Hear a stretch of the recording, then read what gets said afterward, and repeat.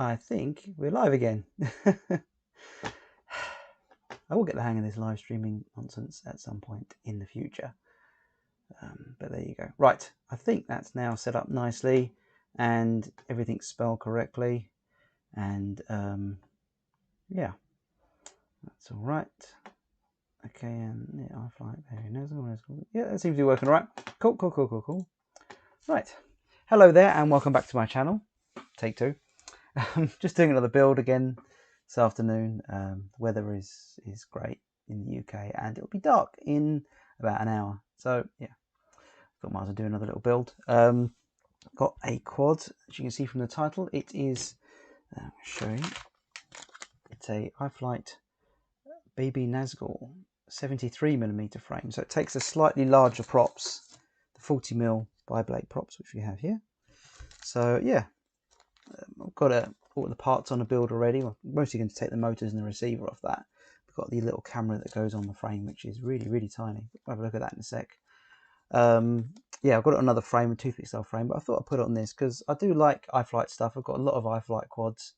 You can probably see some of them there, I believe, if I can get my finger in the right place. That there is an Iflight quad, and along the wall there's a couple of Iflight quads as well. So they make really nice frames, really nice quads. So yeah, hopefully we'll do a nice little build the next hour or so and see how it goes. And yeah, so let's change the camera to this one facing down, and you can see this is the current frame, the 1S toothpick, but it is not light enough really. I mean, it flies okay, but I'll try something a bit different. This is a nice little frame actually. I think it's from like a Le Drone Club frame, something like that. It made some, the pickle, things like that. Some really interesting frames, obviously, you know, inspired by, you know, other people's frames, or other people's frames inspired them as well. It's difficult to find out who originally came up with the idea, and even the people who say, oh well, they came up with the idea, they yeah, say no, I was inspired by someone else. So it's like, oh okay, I didn't know that guy, but there you go. Anyway, so here we are. We have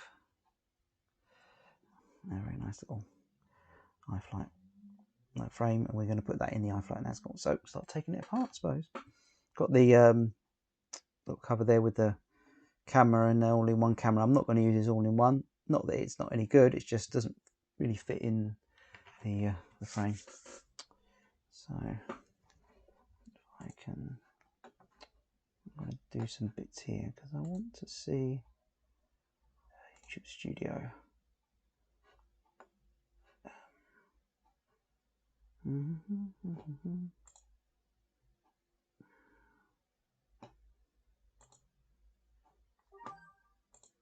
That right? Amazon. It's Black Friday. Did you know? Right, so let's delete that video there. I understand I won't be able to get it again. Yes, very good. Right, that one there. Let's have a look. And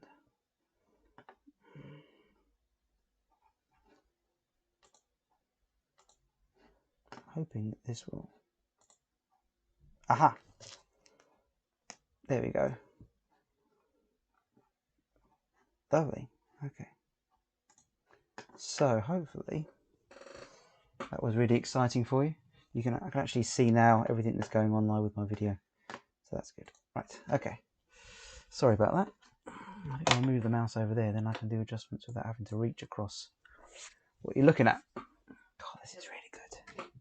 Joshua Bardwell, you know, eat your heart out.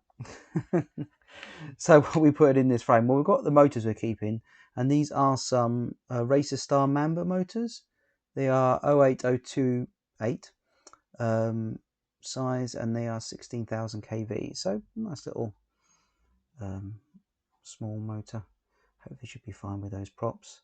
I'm not going to use the board, as I said, I'm going to use the receiver and not use the camera. So let's start taking things apart, I suppose.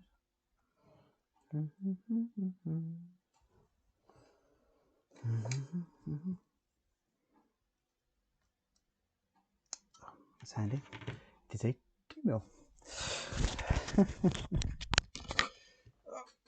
It's it.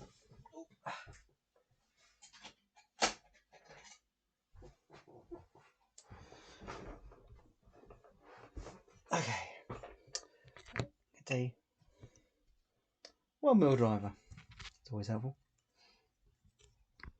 I do like these live streams. They seem to be quite popular. I had a few people tuning in the last one, and I think even some people have watched them after they've gone out, which is pretty cool. I appreciate people like doing their own stuff on a Saturday afternoon. But, not going anywhere at the moment because I have a cold. I'm not feeling very well. Not the cold, I hasten to add. The illness that everyone doesn't want to have. A large portion of the population has had and has had jabs for. We won't mention it here because I don't want to get any kind of thing, but I don't have that because I've taken a lateral flow test and it came back negative. I just have a cold. So, you know, yay.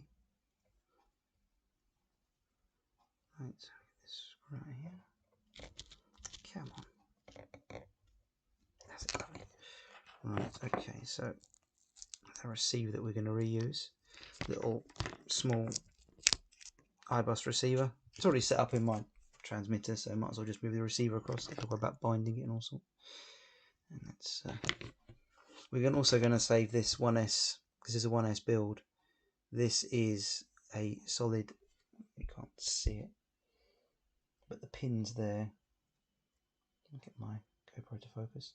But the pins there are solid, which is what you want. The ones that are folded, their issue with how the power from them, you know, they can act as a bit of an amp kind of block, I suppose. Best way of describing it. And you end up with problems. Oh, here is the gummies. I'm putting back in this bag because this bag is from FPV. You can buy it from Amazon places, and it's just chock full of gummies of different sizes. So if you're doing a lot of like Whoop ball builds or Whoop builds or anything like that, this is really useful because it's got the silly little screws that Whoop sometimes use, and it's also got loads of different size gummies depending on the size of your stack and things like that you can use with your board. So it's a useful thing to purchase.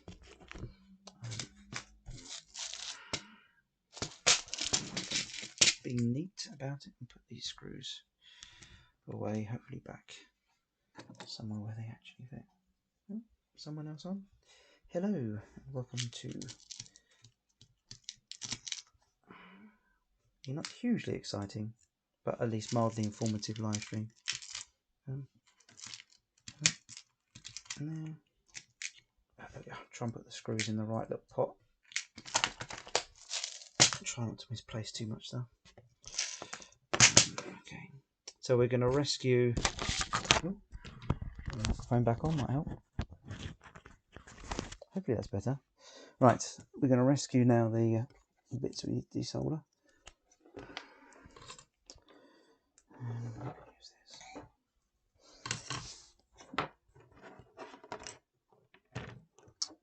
So I'm going to remove the camera and just leave it in there. It might go on another build in the future.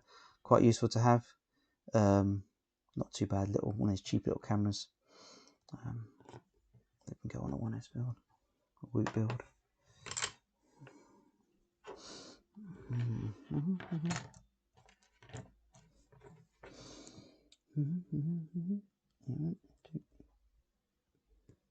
That can go in the parts bin for later use.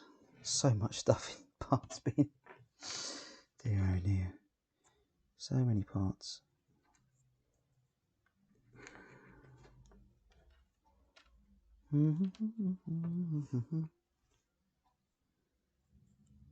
That's it. Now I rescued that. Yeah.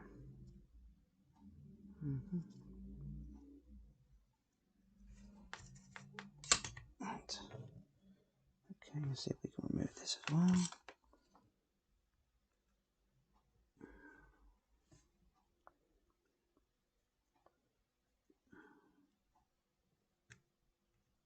So, I'm not going to use this Whoop board because it's got plugs attached to it, and I want to try and save some weight by directly soldering the motors onto this board here. And if I wanted to put plugs on this one, I'd have to solder them on as well, which would be a bit of a pain. So yeah, I'm going to solder that on directly. So what I'm going to do here, unplug a soldering iron. I'm going to unplug all of these battery motors.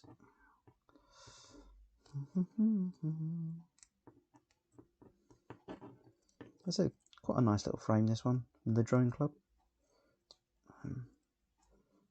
Not bad for a little 1S swoop. So there's the board. I think it's a Crazy Bee or something like that, one of those ones. Nothing spectacular. Oh, B Core, there you go. Version 1 or something. Yeah, not too bad for a 1S swoop. If you're so interested, I don't think they really sell them anymore. There's only like a 5 amp ESC on it, and most people nowadays, you know, even for a 1S, probably want a 10 amp ESC or something like that on their little 1S boot boards. This one's only 5 amp as well, but I had this in stock. These were like 18 quid, like a year ago, 18 months ago. Bought a couple of them, never used them. And now they're like 25, 30 pounds, these little Gemku boards. They're the smallest board they make. I mean, they're pretty solid things. Quite useful sort of silk screening on there. Can't focus the camera. This is why you don't use an GoPro.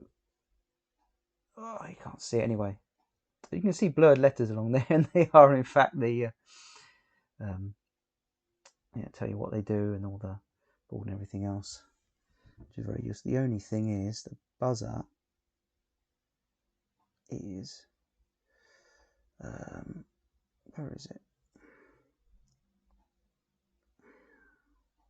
I might just use the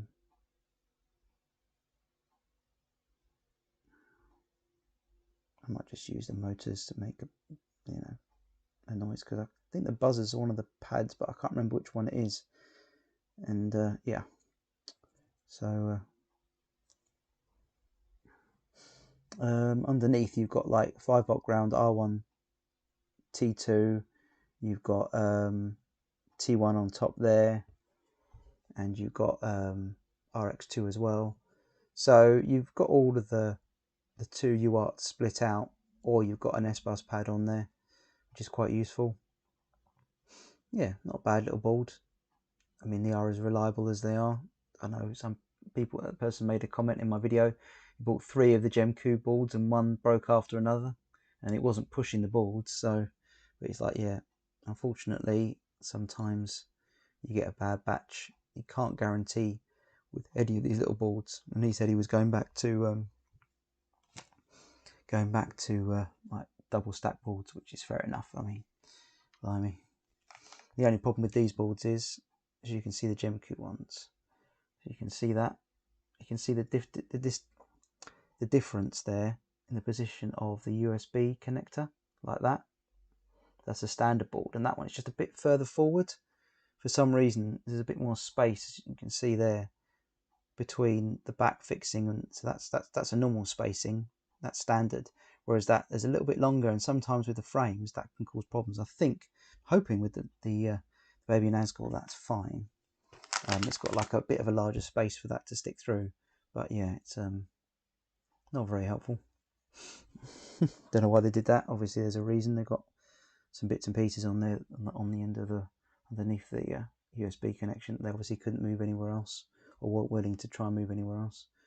You got the power on top of that, so go. So here we have the rest of the frame. So let's take all the other bits off it, put them all away. These screws we'll use all somewhere else.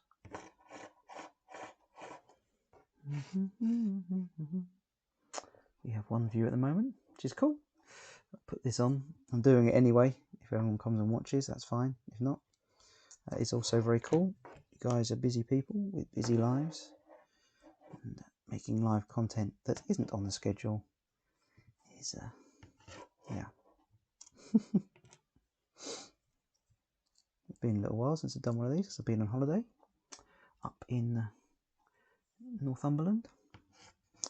Like, look online to see, is there any flying clubs up that neck of the woods? You know, Northumberland way, up by like Berwick-on-Tweed and the Scottish borders and things like that. And he's like, oh, there's no clubs around there. Weird. And then you go up there and like the Force 9 Gale, and it's like, yeah, I get why people don't tend to be flying their aeroplanes around here. Right, I'll just put all this in here. That can go in the little bag of bits.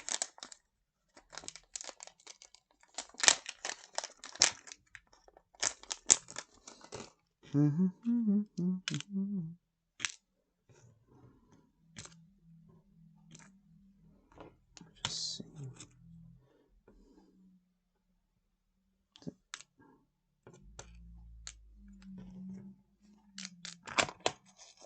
Right. Okay, so we've got these tiny little race wires on here from a company called TacoRC.com. Used to buy loads of stuff for them, and then I bought some bits from them, and they sent me a message saying, oh, it's really expensive to send it to you now from Hong Kong, I think it was, because of the postage, everything had changed. And it was kind of like, do you want us to charge you extra money or refund you? And it was like, yeah, you can refund me, my friend. As much as I appreciate getting stuff from you guys. But their little race wire is very, very cool because it's very, very small. And it's got the, I've got some more here. I bought quite a few of them. You can see that on my hand. You can see that the three little pads are not next to each other, but staggered to make life easier in soldering them because they are pretty small. So yeah, we got those. So what I'm going to do, I might not use those spare ones. I might just cut the plastic off these, desolder them, and then put them on the new frame. Yes, I think we'll do that. So we need our knife.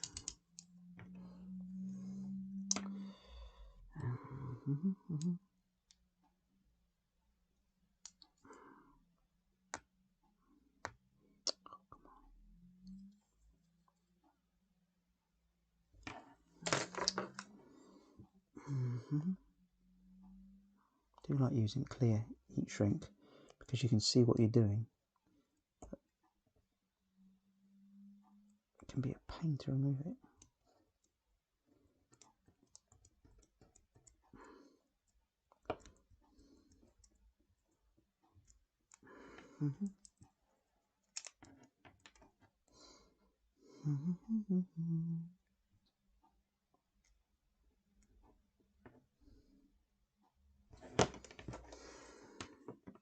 Try not to slice open my finger.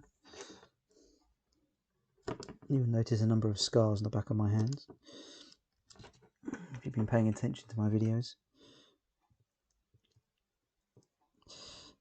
It's not from this hobby, I'll hasten to add. Well, apart from that scar there, which is from a prop. But the rest of the scars on the back of my hand are from my day job, which is in construction. As in, I'm a carpenter. Fit kitchens for you, mate. Hang a door, bit of skirting, architrave.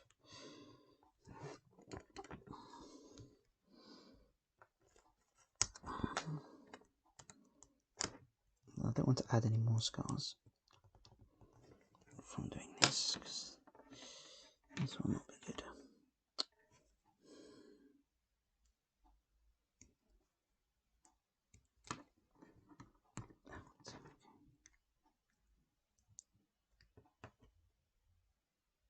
These are really nice little motors, I have to admit.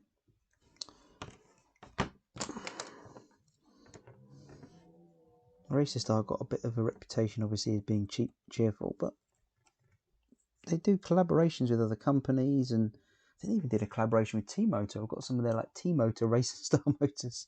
Kind of like, okay. Well, I hope T-Motor had more to do with it than Racestar. But, you know, their stuff has been around for a while in this hobby now. I remember when I first got into the hobby, like 4 years ago, 2016, 2017.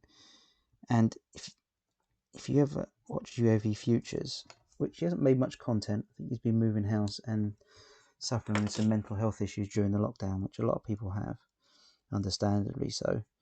But he did like a $99 build, and that was the first build I ever did.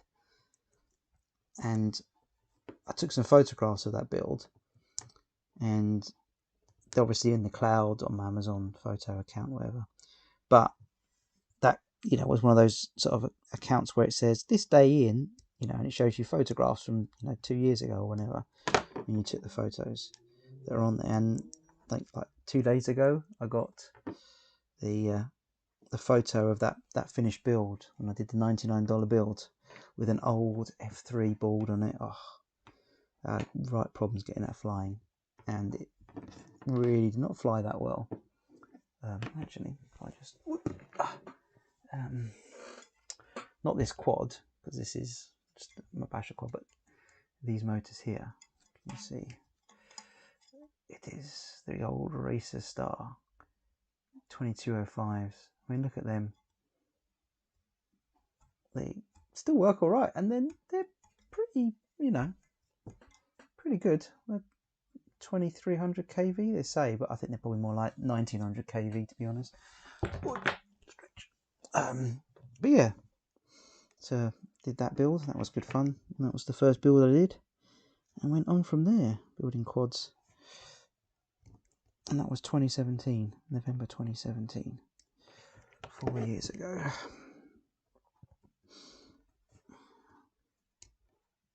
I'm gonna jam this in my thumb, I know it. Please don't jam it in my thumb.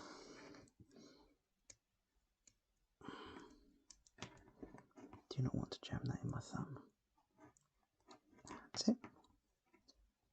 Yeah, so if anyone watching this video, you know, when did you get started building, rebuilt quads?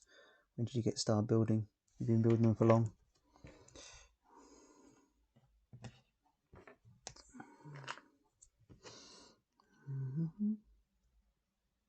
Right, okay. Plug my soldering iron back in again.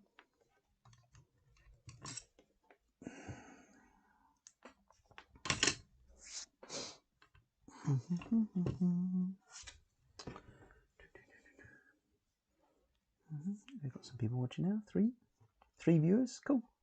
Hello, welcome to my live stream. Just doing a build. It's kind of like, well, I'm doing the builds anyway. I'm doing the bits and pieces anyway. I might as well live stream it. If anyone comes on, say hello. Got any questions or anything? You know, comments, suggestions. Always welcome. It's always cool. The weather is pretty rubbish at the moment, so I know a lot of people who would normally be out flying have decided to forgo that. Bearing in mind it's now 3:20 and the sun will be setting in a little while, and it's cloudy and miserable here, though not very windy. So if you're out flying a plane or something, probably doing quite well with that. So let's just do that.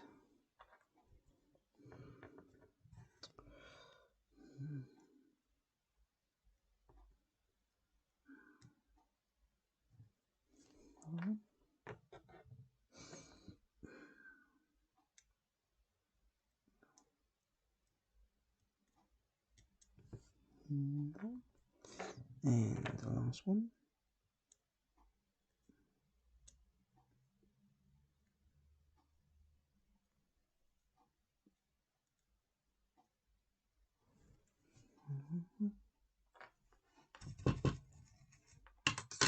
Right, so we have everything removed from this old frame, like the drone club frame, the drone club. I hope I'm saying that right. Yeah, nice little 1S kind of toothpick style frame, very strong. I think they get these cut by CNC Madness or someone like that, so they always are quite good quality. But we're taking it off, we can put it on this guy here, our Iflight Baby Nazgul.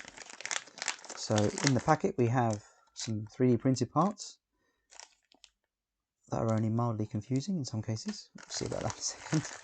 We've got some hardware, and we've got the frame itself. And we have, look at this. I do like iFlight stuff. Normally their stuff comes in boxes in a bag, but yeah, fair enough. But they always give you, look at that, an exploded diagram about where everything goes. How very, very useful. You know, like, useful. he has some plans, if we can decipher them. So we will put them over there to reference. So let's have a look at this. It looks quite nice quality carbon, as you expect from Iflight. They do make good stuff. One side. So there's our little frame. Even though you've got a lot of holes in it, that's quite strong across the. I mean, I could break it because, you know, it's not very strong, but I don't think there's not much flex there. If I can show you, yeah. In spite of the fact that it's got lots of sort of holes cut out in the carbon, that makes it really good for our board. As we mentioned before, the USB port is in a wrong annoying place, and that should fit in there nicely. So there's plenty of space for a USB port to be in a weird position, so that's good. So we have to set that up. We don't want to land on the USB port. And then we've got our nice little top plate, which is a bit more flexible, but still pretty good. Seems to be cut in the right direction. So yeah, that's good. And we've got some hardware in here.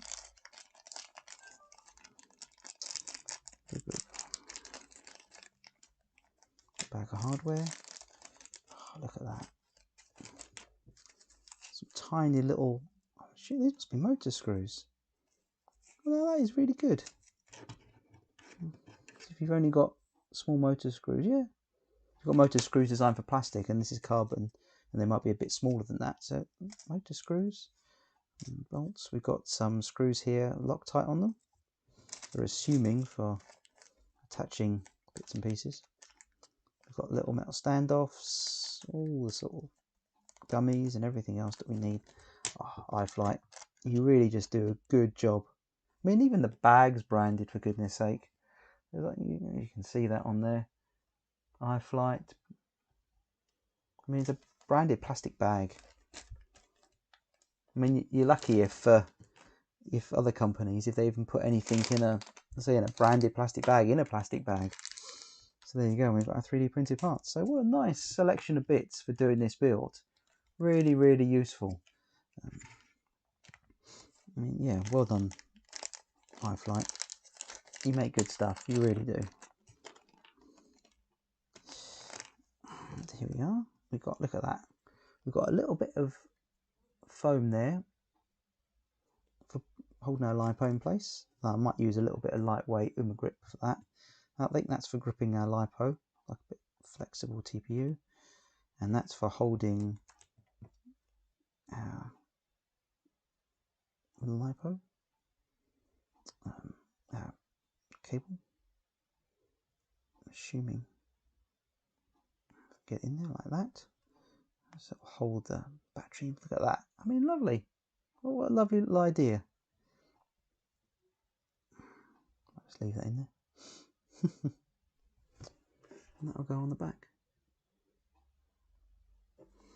Oh, Iflight, you do good stuff. You do good stuff. So then, I'm not going to be using that because it's not like grip, but they'll highlight, put a bit of grip in there, won't they? Right, okay, so we need to now get some of the standoffs in the position that we want them to be in.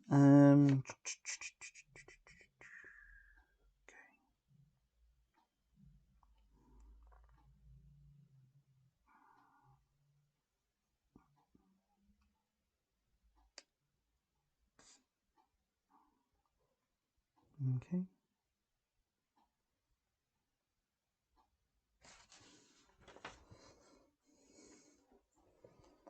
Right. Plug that because I don't discharge that battery.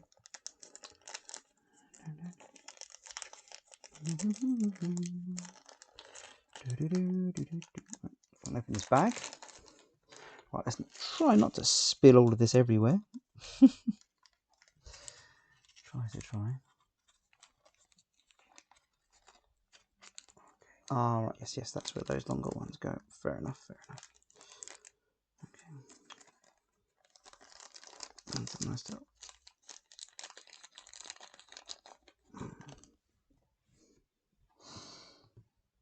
let's just see if this grommet actually fits. Oh yes, it does. That's good. That's all right.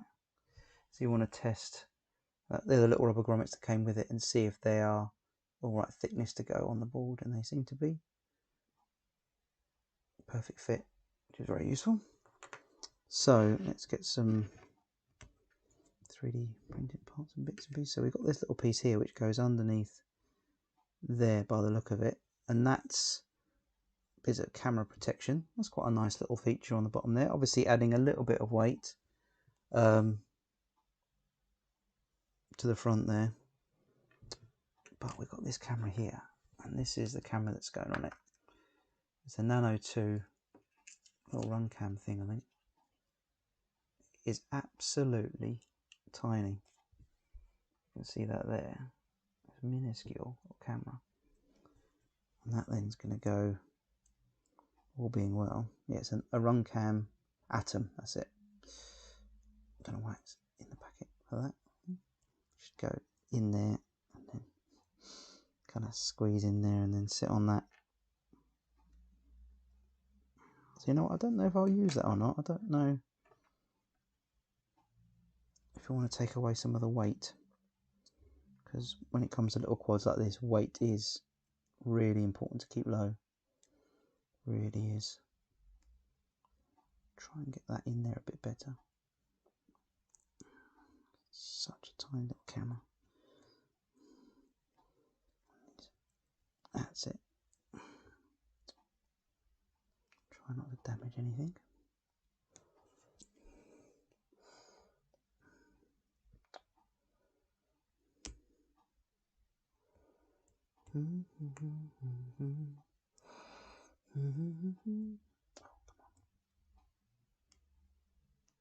Will it take 17 volts? Flipping Nora.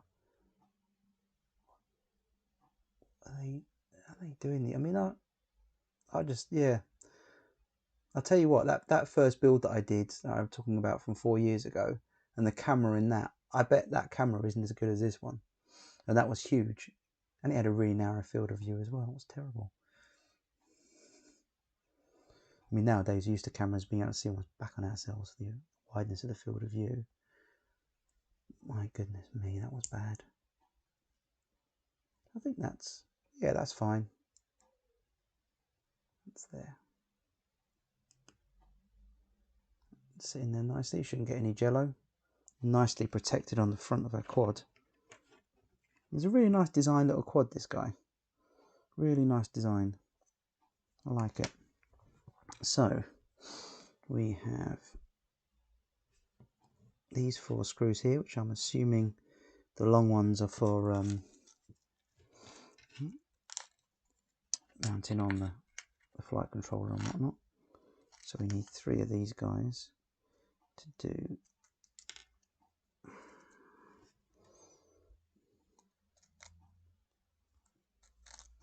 the standoffs.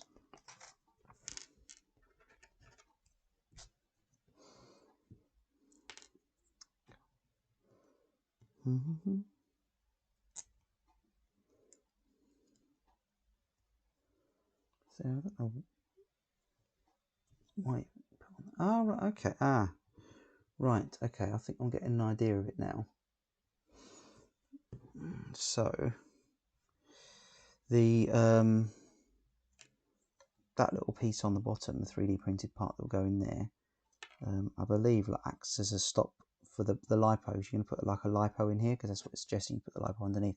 I want to top mount the lipo because, you know, that's what I like, you know, the feel of quads I like.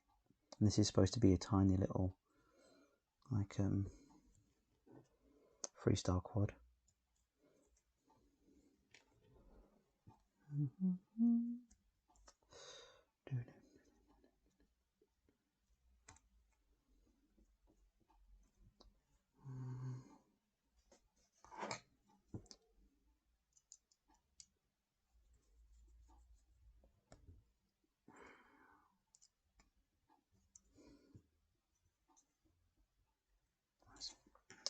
And finally,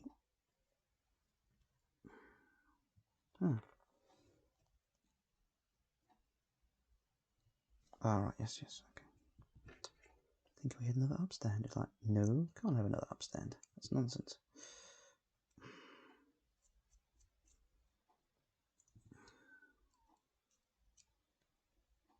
So, like so.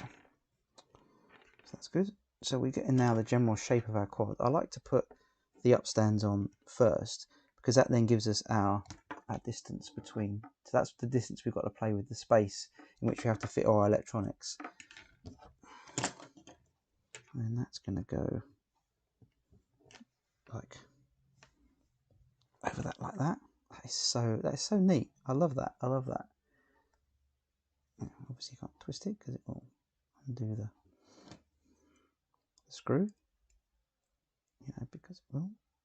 But yeah, I like that. It's a really neat little idea for holding the cable out of the way. Obviously, you need to cut down to get on a. So it won't completely fit that yet, but that's really nice. It's a nice idea. I like that. Because the last thing you want to do is the battery cable getting in any of the what's the name, props or something. Of course, now I can't get it off. Oh, gotcha. There you go. Right. Okay. It's all good. It's all good. I'm not very well. I've got a cold. Right. Okay. Look at that. So neat. Love it. Cool. Right. Because we're going to be using 1S lipos. We're going to have ones with little tails on. Though you wouldn't want to use that then if you were using 1S lipos that didn't have a little tail, that had the thing fixed on. And actually, it might be a good idea.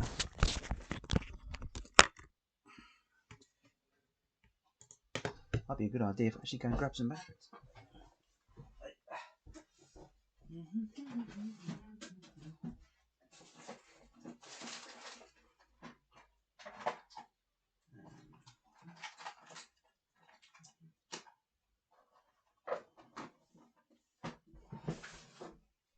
Hope you like the t-shirt.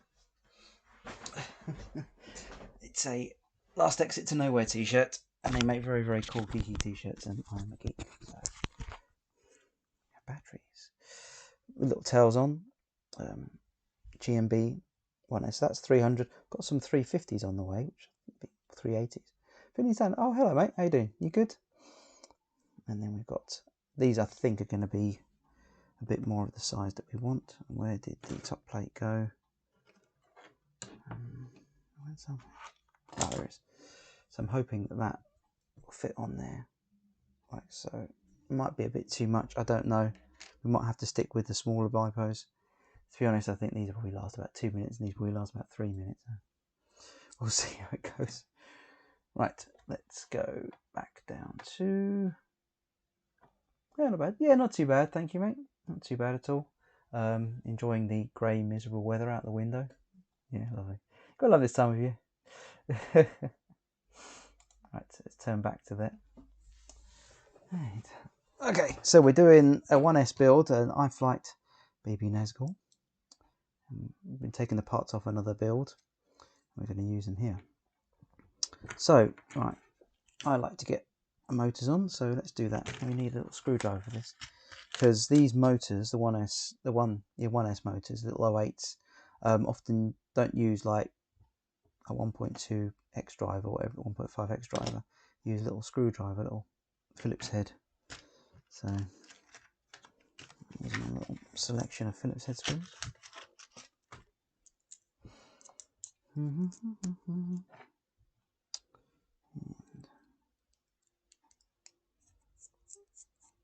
These are really easy to lose. One.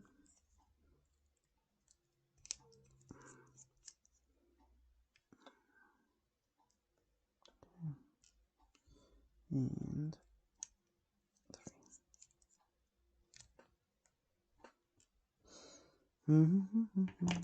There we are. Just love these little motors, they're so nice. Oh, look at that. Don't know if we're going to be in a race where it's going massively beyond where it needs to be. So we might have to like kind of do something else. Yes, we might have to rethink using that race wire. Let's get the motors attached first, at least then I can find it easier to... a little bit of magnetism on this screwdriver.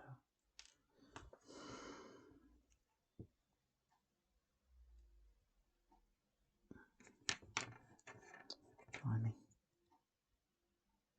This is why people stick to like 5-inch quads.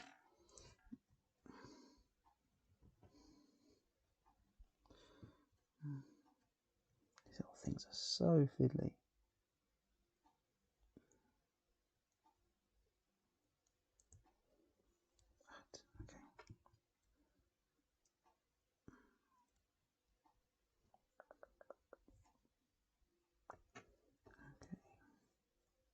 That's right. They said they came with a large selection of screws there, but I think they are the same. Yeah, they're the same size looking at them, so. As with everything, you've got to be careful about the screws being too long and touching the winding. These should be perfect.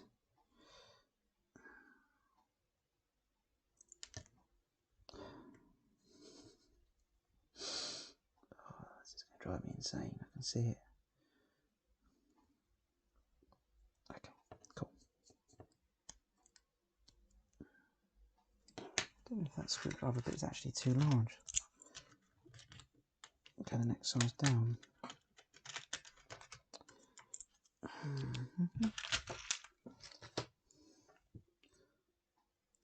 Oh, it's better. It's good to have a good selection of tools when you're doing builds. You may think, oh well, obviously the this build is going to be fine, and all it needs is these tools here. And then you start making it, and it goes, oh, well, I didn't realise I need that, and it didn't come with any of those screws. And what about standoffs? And then you have to end up rifling through other bits and pieces, or waiting 2 weeks for an order to turn up. Which is why I always suggest you have plenty of stuff in stock. You can do a few builds and you will end up with plenty of stuff in stock.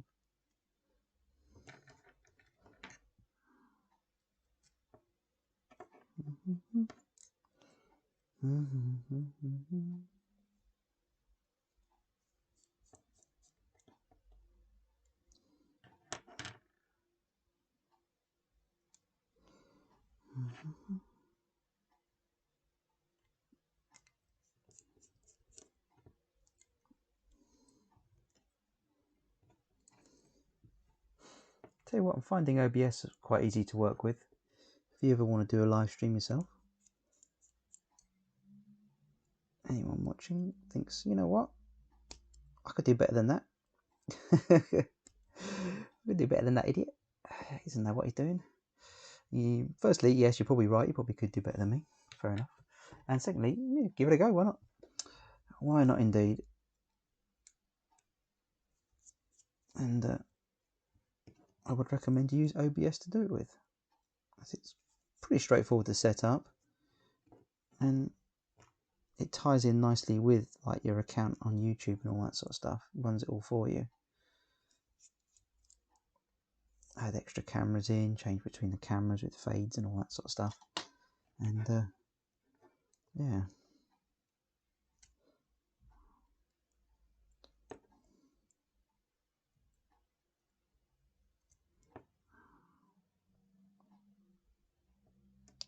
I would recommend it.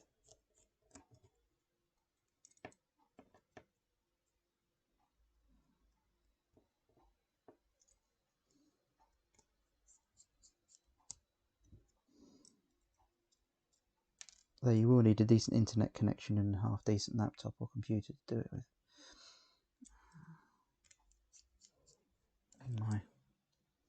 Well, that's not too warm actually, a laptop. Let's see what it's doing with the task manager. Performance.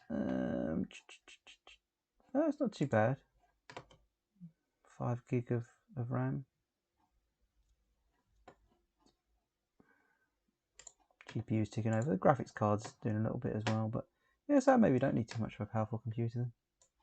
I was wrong. Make sure these are done on properly. we do not A, want to lose one of these screws, and B, want to have a motor coming off when we're flying. That is really nice.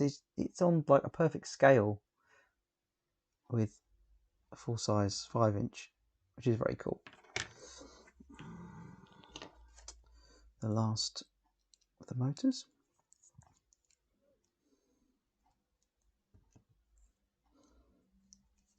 Give this a try flying around indoors, see how it goes.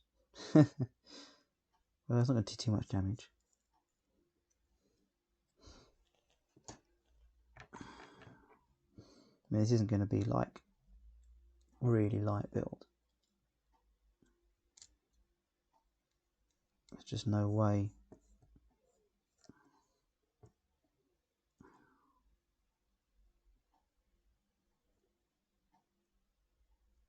It should do pretty well. We'll just be using a lot of the middle of the middle to the top of the throttle to keep it in the air.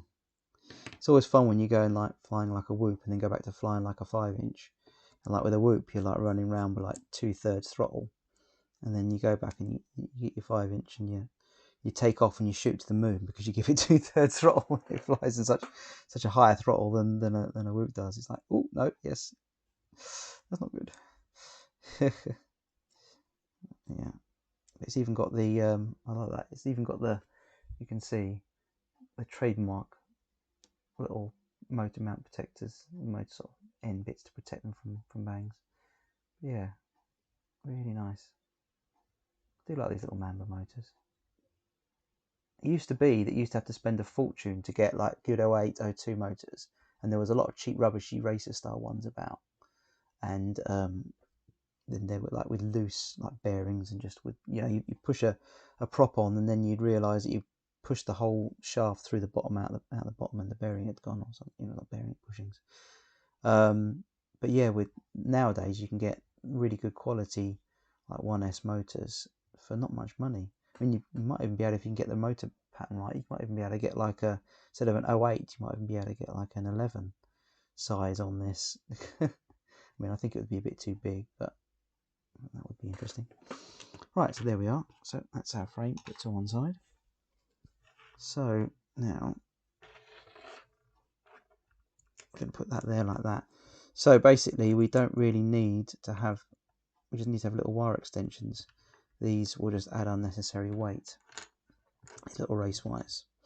So we're going to take them off, and I'll have to get some other bits of wire and mount them to it. So what I'm going to do is go and grab that now. Right, let's see. This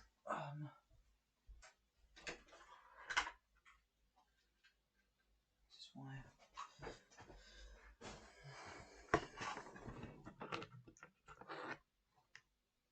The same gauge. Yeah, looks it.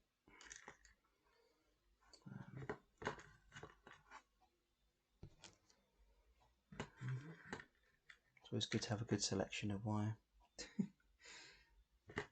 Just like odd bits. Cool.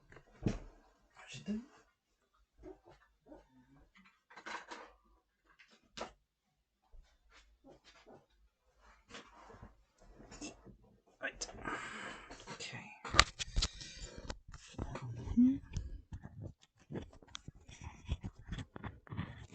Right. Plug in. Change the camera back to cinema. Oh, we have 5 people watching now. Hello, welcome to my build live stream. A mild distraction, mildly entertaining, mildly frustrating, mildly whatever. Well, it is what it is, I'm afraid. I'm doing a build and I hope you're enjoying watching it. I hope I'm being useful and explaining and doing all the wonderful things that you should do if you're trying to be good at live streaming. At the moment I can't get that. That's it. I'm probably not, and I apologise for that.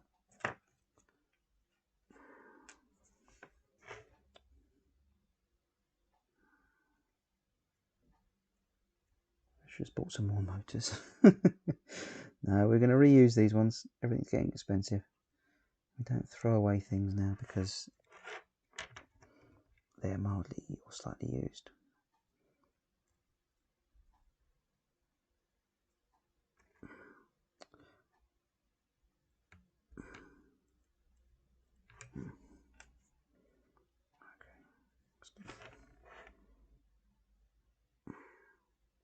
Have to get a little bit of something on there to, yeah, tiny piece of heat shrink or something. Oh, back to 3. Obviously it wasn't entertaining. Yeah, fair enough. Well, life is short enough. If you want to check out other videos.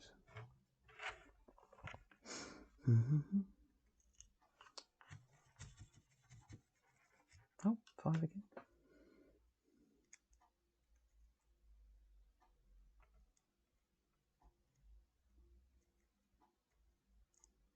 At the moment I'm trying to get this rather fiddly tiny bit of race wire off these tiny little bits of, come on, bits of wire, which I'm then going to have to solder to other bits of wire to then attach to our all-in-one flight controller.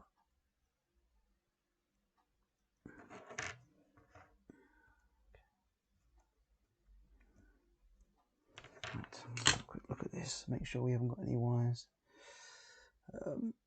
a little bit sticking off. Okay.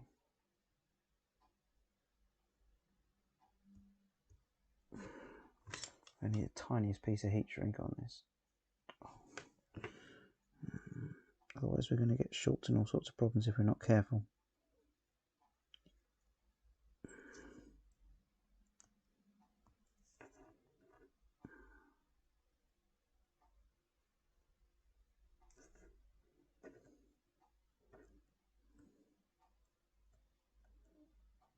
This is not good.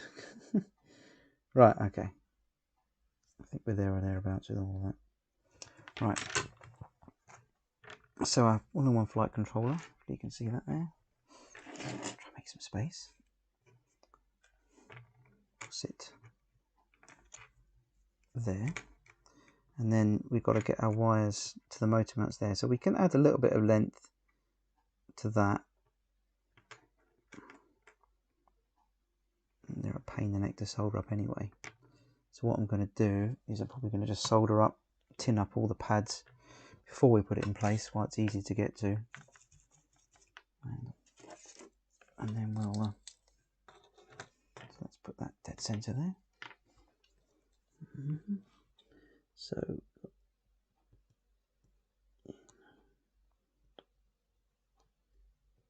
ground voltage, and then there's a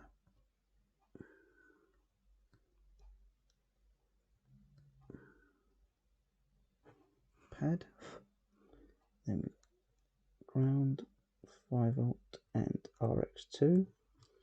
There's an S bus and a 3.5 volt there as well. Got a ground and a 5 volt, which is quite useful. And then underneath we've got like a T2 and then TX2 and RX2, and a ground and another 5 volt. I think there's a buzzer pad somewhere. If you probably can't see that there, but just on that pad there, there's a buzz minus, so you could use the 5 volt on the buzz there for a buzzer. I'm not going to put one on this model. Firstly, because it's not going to go that far away, and secondly, I can just use the what's the name,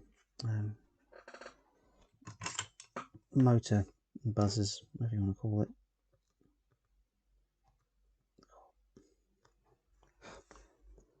Just tinning up the motor pads. These are tiny pads.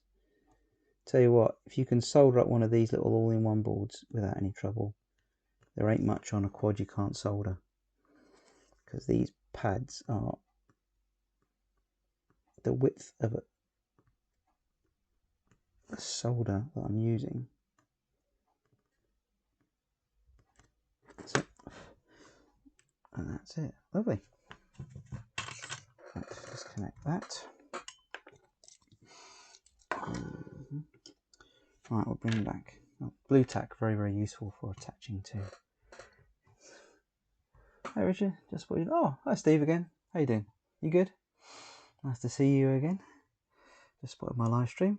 Yeah, well, this isn't exactly what you call organised, I'm afraid. There's no regular.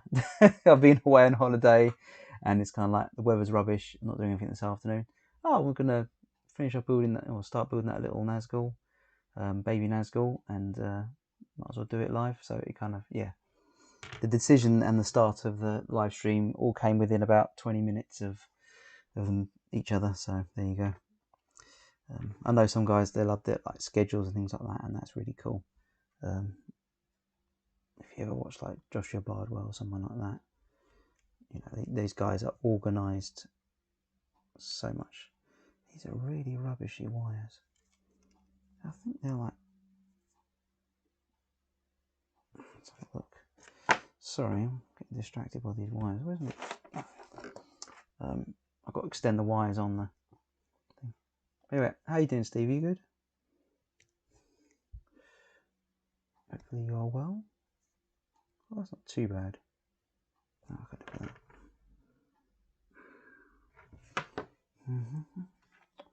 Right. This is going to be really interesting.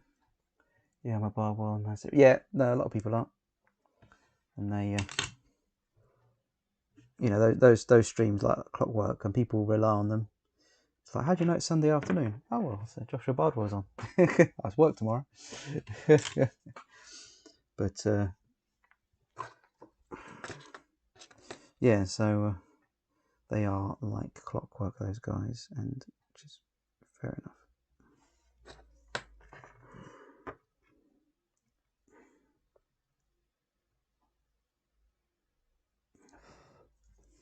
Okay, cool. Quiet.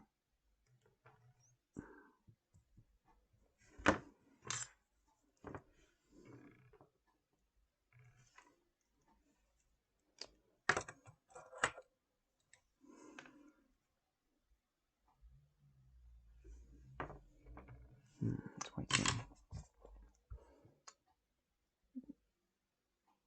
Oh, just out of hospital. Oh man, what happened? Manchester, eh? I've got family in Manchester. Cousins in Manchester. Well, Altrincham.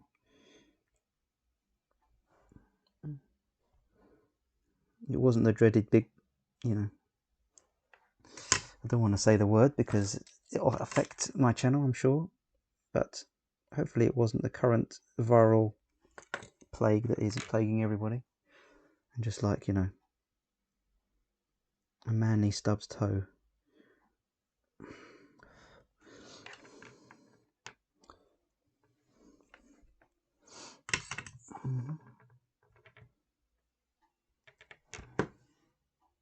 Unless you don't want to say, you know, why you're in hospital, fair enough. In private, I'm not going to. It's like, you may not want to tell anybody. That's fair enough.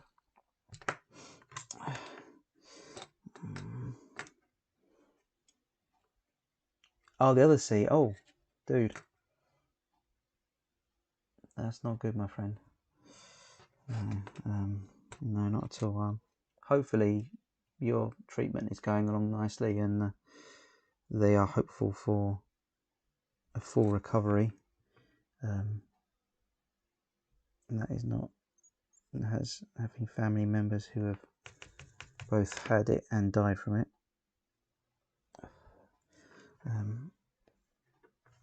Yeah, keep healthy, mate. Why not 2S? Well, you could do 2S build. It's kind of law of diminishing returns with the Nazgul. I think all the ones that you can buy, the Nazguls you can buy from like Banggood or whoever, or Iflight directly, are all 1S, I believe. I mean, I could be wrong there. Oh, cool. Steve, saw your comment there. Yeah, I appear to be clear. Well, that's good news. Good news for you. Well, you can relax a bit now. Then I bet it's not been easy. Blimey, cool. Dear oh dear. But yeah, that's good to hear. Good to hear. But yeah, anyway, I'm really going to apologise for mispronouncing your name, Rasmunas Nor. Ramunas Nor. Ramunas? Ramunas. Yeah. Ramunas Nor. Anyway, Ramunas. Yeah, you could do 2S. I mean, if you can get like a little, so I've got the batteries here that we're going to use. You get like a 300 2S. Would be too much more weight. Yeah. I mean, it comes with this little 3D printed part, the actual frame, which is to put one of these, oh, what was it, PT connectors? I can't remember. And these little power whoop connectors, I think people call them, or something like that. Anyway, to go into. So it is designed for just a 1S, and this is, I mean, this can take 2S. This, I have got a 2S build that use this, but yeah, it is a 1S. I mean, yeah, you could do 2S, and that could be interesting. You could get the parts from like a trash can or something like that. They're 2S whoops, and you can move those parts over to this, and you probably would have quite a nice little quad. I'm going to see with 1S. Maybe I'll make some adjustments in the future. Can do change it for an XT30 or something. It's going to add some weight, but yeah, that could be interesting. Yeah. Back to quads. It's a small build. Yes. Sorry, I'm sure you're listening for a distraction, Steve. Yeah. So I think you can see there. These are. I probably can't see. Stupid camera. These are Mamba Racer Star branded motors. They're 08028 16,000 kV. Really nice little motors. I've had them for a little while. They were on this frame here, which is like a 1S toothpick frame, like a Ladrone Club one. Really nice frame, but it's like, yeah, it didn't fly all that great. I mean, that's probably down to me. Yeah, I didn't had all the like the mount and all that sort of stuff with all in one camera and everything else. But I was thinking for a change, I'm going to move it across to the Baby Nazgul, because I do like the Iflight frames, and the Nazgul is an interesting frame. I've got like a low rider frame, which was from a couple of years back, and that's quite a nice 5-inch frame, and obviously it's designed to look like a little tiny 5-inch, which is interesting. So yeah. So what I'm doing at the moment is just, because I had some race wire attached to the motors before when they were on the previous frame on a different flight controller which had plugs in it. I'm running this one that doesn't have motor plugs, it's direct solder, just to cut down the weight a little bit, and I thought I might be able to reuse the little race wire, but it's too long, and yeah, because it was designed for these long arms, for running like a 65mm props, and as you can see, these arms are a little shorter.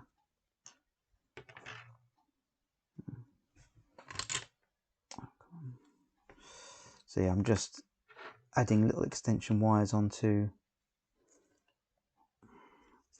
the motor wires now, cursing the fact that I didn't leave any more length on them.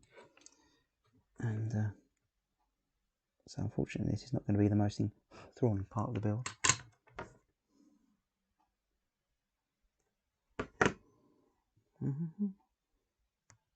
Ah, 2S, use Modular 7 parts, 082, 16,000, just lazy at the moment. No, fair enough. Well, I don't know what country you're in. You might find a bit more time on your hands in the future, depending on what your nation does about the current situation in infection rates. As who knows what will happen. But yeah, tell me about it, mate. It's like having the time and, you know, the desire to get all the stuff out. It's like, well, I've got other quads I can build and everything else. But a 2S version, now that would be interesting. That would be interesting. So the old trash can and the Modular 7, Modular 6 and all those, and even the Beta FPV stuff, they are some interesting little whoops. And it is whooping season after all. Get down to your local sports hall, find a club, and or whatever, or just fly around your living room if you wish. It's also cool. Get yourself some gates, or what I've done is you can buy cheap gates from like eBay or whatever. I think even some companies do like cardboard ones and things like that, which is okay. But yeah, they're pretty cool. Set up a little track around the living room, down the hallway, around the kitchen and back again. Good way of getting some flight time in. while the weather outside is blowing a gale and is a bit rubbish. Some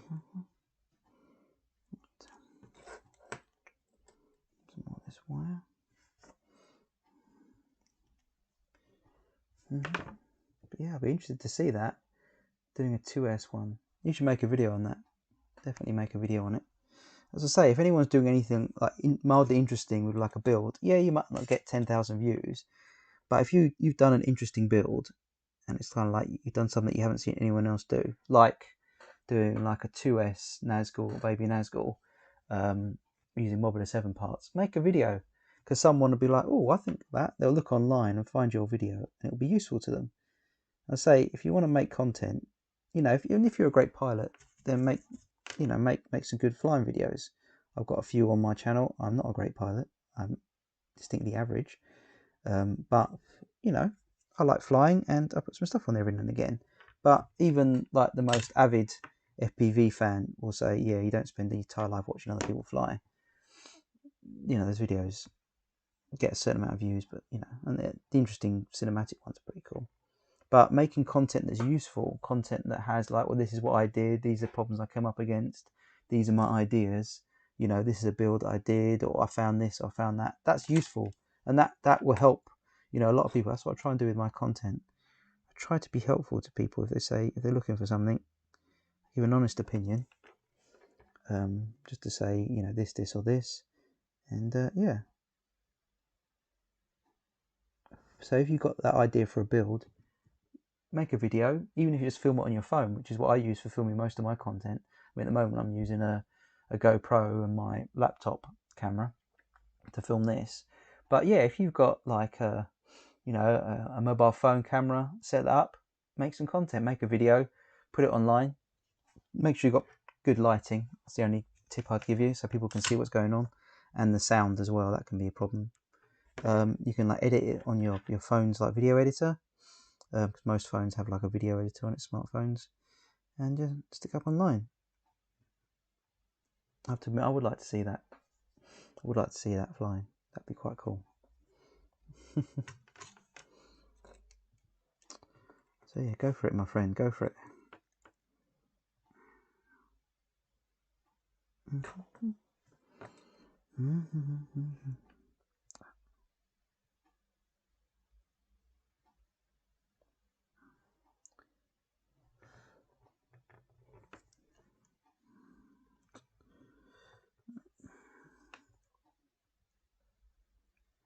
Soldering very small wires is not the best idea. I mean, it is what it is in the end, but yeah, that's why I like using the little race wire, because it just makes such a better connection. But you can't always have, you know, the space for it, I suppose. So sometimes you've got to do like a wire to wire, and that is not a very good solder because that's just fallen off.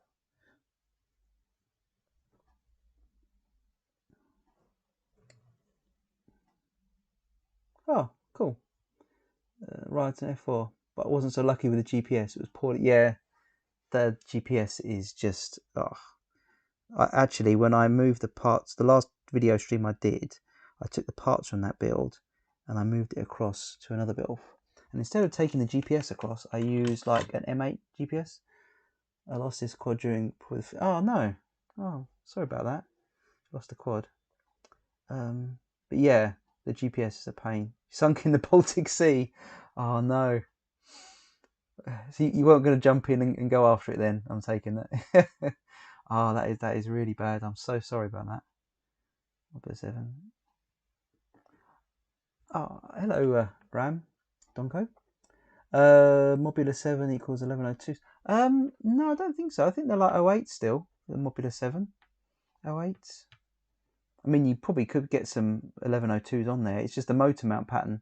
This is a these are 08s, 02s, and they've got like a weird, very close together motor mount pattern, and a lot of Whoop frames like the Modular 7 have that mounting pattern, and a lot of 08 1102s don't necessarily. I think some will like have two, so one of the version of the motor will have this motor pattern, and the other will have a 4. 4 screw motor pattern. Orbiter 7, yeah. 0802's 16,000 kV, yeah. And that'll do 2S. I'm not sure if these ones, even though they are 16,000 kV, I'm not sure they'll do 2S. Or not. I can't remember, to be honest. It's only be 1S at the moment, so. And it should take 2S. But you never know. It's always good to look at what the manufacturer has to say before you make a guess. And magic smoke. Yeah. Yeah. Back to GPSs. So when I moved the parts across, I did change the GPS to, I think it's like the M8 or something like that. HGLRC one.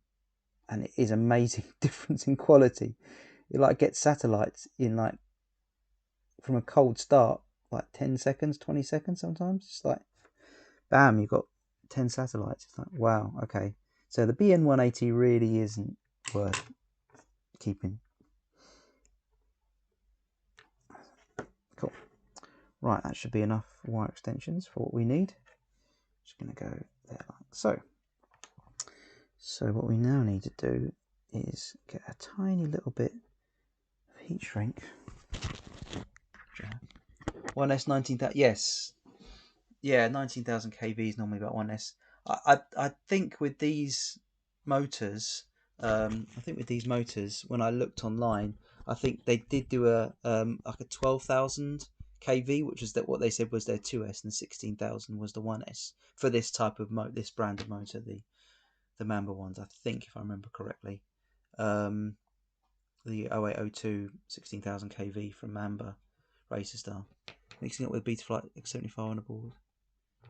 Board HD, latest Xmas sales. Okay. No, the Beta FPV 75X with onboard HD. Ooh, okay. That sounds like pretty cool stuff. Good for, will you be able to do inside-outside flight to the 75mm size quad? Yeah, there's Betaflight doing a sale, I think, Black Friday sale next week, if I remember correctly. They've got like a code for 1102. Oh, 1102s. Okay, well, I suppose with the extra weight of the HD system, which you will add a bit of weight to, which is why a lot of people will start sticking with analog. I'd say you're going to get extra power there to fly. Is that like a 3S or something like that? Or 4S even? I know some companies do like a small 4S. Is that, Ram, is that a 3S or a 4S, or is it just a 2S with the 1102s?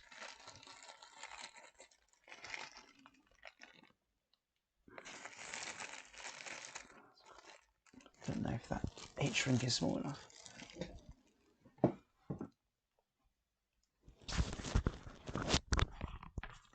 1S. Okay. 1S. HD. Interesting. 1S. I'm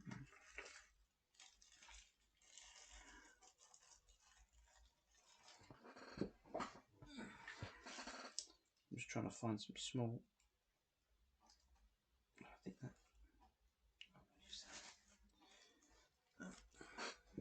small heat shrink. 1S, eh? Okay. Interesting. Stay. Right. Okay. 1S, eh? I use your experience with the GPS. Use shielded cable. It doesn't help so much, but anyway, something to see. All the new diatone Roma F4 frame build is in pro. Okay, cool. Yeah, no, that what happened with the GPS there? That was okay.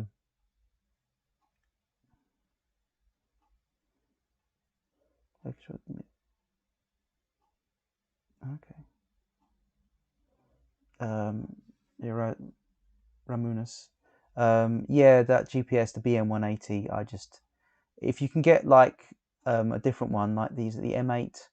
I think I used him in my build. That was much better. It gets satellite so much quicker. The shielding does work in some cases, obviously. Yeah, unfortunately in your situation it didn't help so much. I'm sorry about that, my friend. Yeah, doing another Roma build. So you like doing the long range stuff then? That's kind of your You think, well, first you're flying out over the sea. Yeah, email. Ram. Yeah, the I think if you're on like the mailing list for Beta FPV, they are sending out stuff for their sale, and they've got like, I think it's the Black Friday sale they've got coming up next week. They've got like a code or something for it. In email somewhere. Actually, I will check on my phone because I know I have the email there because it's in. Oh, not that one. There we are. Beta Hobby. Black Friday, 15% off. The 26th of November to the 30th of November. Are you ready for Black Friday? Site-wide, 15% off. And the code is, if you want the code, for Beta FPV's own sale on their website, is BF2021. BF2021. So Black Friday 2021, basically. And that will give you 15% off their website, apparently. Spin the wheel and win a fortune up to 25% off. Join Beta FPV members, earn more points. Follow them on Facebook and Instagram, get more discounts. Further reductions up to 90% off. Place orders, win great lucky bag. Though there is one thing I would say about ordering anything from Beta FPV. Just as a cautionary note, I ordered some frames from them and one of them didn't turn up. Tried emailing Beta FPV, didn't get anything back from them. In the end, I had to. Beta FPV, I had to go to PayPal, and PayPal basically got in contact with them, and I got my money back through PayPal. But up until I dealt with PayPal, Beta FPV did not get in contact with me. So I would say if you are buying something from Beta FPV, use PayPal, and if there's any problems, go to them, get your money back. So, but get 15% off, whatever. That's cool. Yeah, GPS wasn't the reason why it sunk. Something happened with the motor ESC. Oh, okay. That is that's not great. Was it an all-in-one board that you were using? Because someone made a comment on one of my videos on one of the all-in-one boards, the Gemku ones, that they'd had 3 and 3 of them had died, and so he was going back to like a separate ESC and flight controller board. So I'd be interested to know what equipment you were using there. But yeah, not good. Right. If I put, this is going to be fun. We have our trusty. I apologise for the noise that is about to come.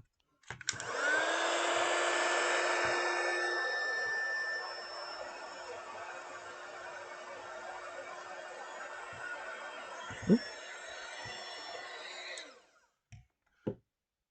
An all-in-one gem, yeah. Unfortunately, Gemku, whilst being,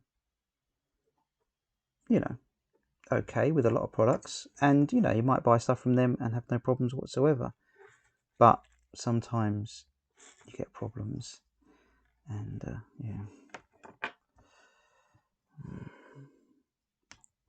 I mean, Beta FPV as well can have problems. Anyone who produces an all-in-one board, you can have issues with.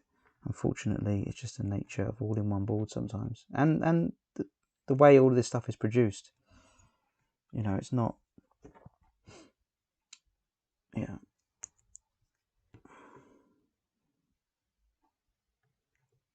And it's not produced in factories that obviously have a lot of quality control, but do they have the best quality control? Yeah, I'd say if people who bought televisions or computers had the problems with electronics that we have in this hobby, there would be outcry from the companies producing those products. But with us, it's kind of like, oh yeah, my quad crashed. So don't like BTV. Gemku is better. Yeah, no, fair enough. Ramunas. Yeah, fair enough. Yeah, Beta FPV. I know a lot of people have had problems with them. I like some of their stuff. I like their frames are quite good. Their 1S frames and other bits and pieces. Pick and choose, I'd say. But yeah, sometimes their electronics can be just as bad. Right. going to be making a bit of noise again, right?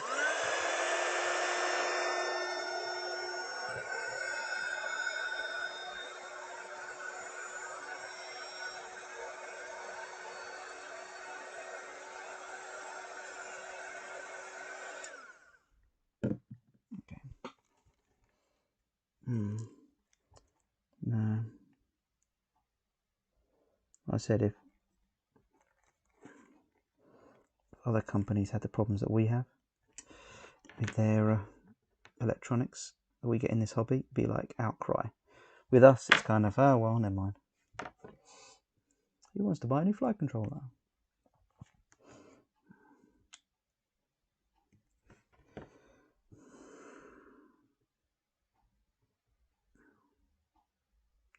my goodness me. We could do with some smaller heat shrink. I think this is the smallest stuff I've got. It's not really good, but as long as it allows us to do what we need to do.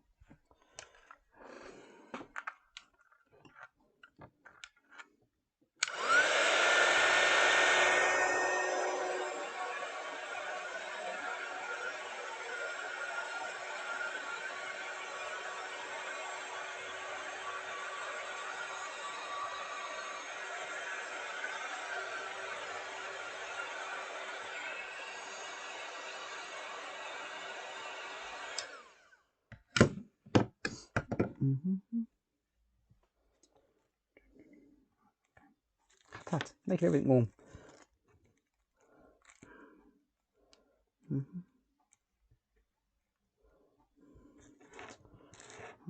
I've got a sneaking suspicion that this heat shrink isn't really stuck on very well, but I'll put some small pieces of tape around it to hold it in place once it's done. I'm afraid this is... got some comments here. I like the 85mm frame very much, still have it, no cracks or damage. Ordered another BT-FPV, it was like 11 cracks during 0.7 flights, yeah. But he refuses to enter the hobby due to seeing how much some of these companies is wrong on my experience. No, fair enough, Ram.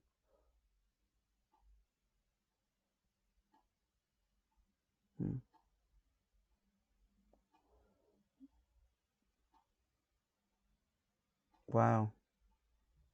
SP Racing FC, 72 quid. That's a lot of it. Yeah, that is. Though having said that, isn't SP Racing, aren't they quite a good brand, if I remember correctly? Is that like an H7 or something you got there, Steve? Oh. There's 3 in the corners. Dear oh dear. Yeah, get some welder if you need to like stick your woot frames back together again. That seems to be the best thing. 72 quid, yeah, the prices have just gone. That's why I'm just using bits that I've got and I'm not doing like new builds. I'm just moving stuff from other builds across because I can't justify spending the money on the flipping stuff that was half price. Oh my goodness me. A year ago, it was half the price. You could get like an all-in-one, like a flight stack for like £30 or even like under £30 if you were like on a sale or something like that. And now the same stacks are like twice the price. It's gotten ridiculous. It really has.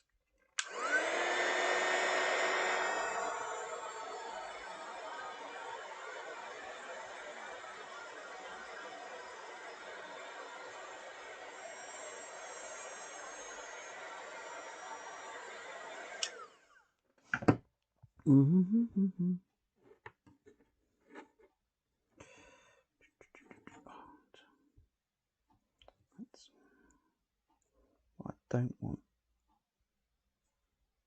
is any of these wires touching the carbon. Really don't want that.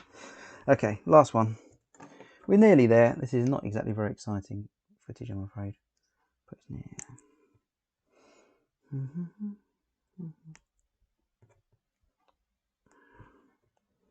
What time is it? Oh, 20 past 4, right?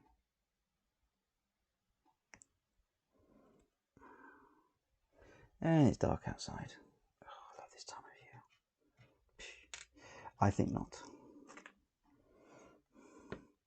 It's like 1 minute you're out and it's like sunset, it's like 9 o'clock and you're out flying at sunset, it's beautiful weather. And it feels like the next minute it's like dark at 3:30 in the afternoon and it's raining all the time.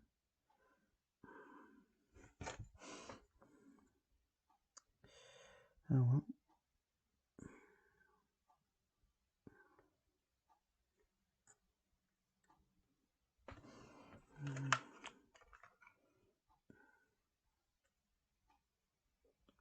This build appeals. Nothing this size has replaceable arms at the moment. No, I don't think so, Ram. I think the little Nazgul, they do a smaller size one, but I think that one is a bit more underpowered because you're using smaller props and lower diminishing returns, because making the arms a bit shorter and saving that weight is not made up for the loss in thrust that you get from smaller props.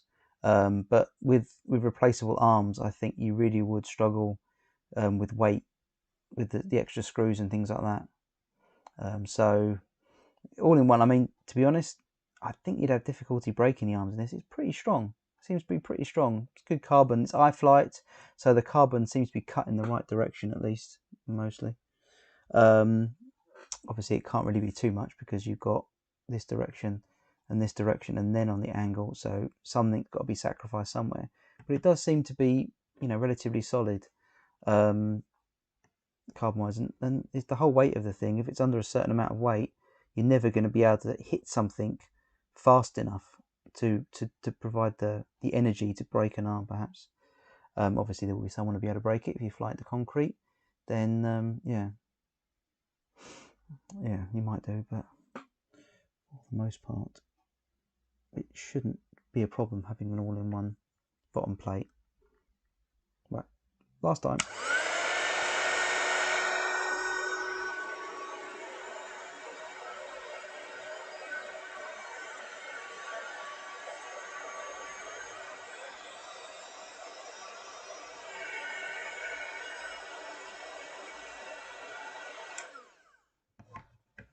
So, Steve, we have a comment. SP Racing, yes, there's us, yeah. The H7RF built-in receiver. Okay, interesting. Don't know that receiver. But H7, that's like so much power. The graphic doesn't need a separate chip for the OSD. It's got that much power, the H7 chip, to provide the really interesting high quality OSD. But what's the H7RF built-in receiver then? What is that using? Is that ELRS or something like that?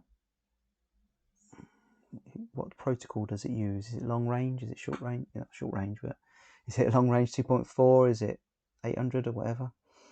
I'm interested. Give me some information, Steve. What is the H7RF built-in receiver? Tell us its story.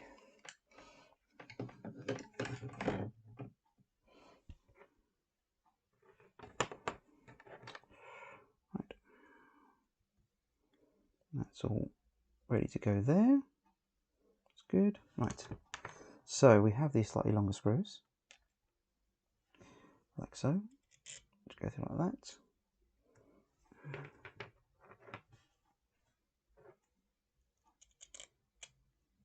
And we've got these little clear spacer bits here. So let's use these. Right?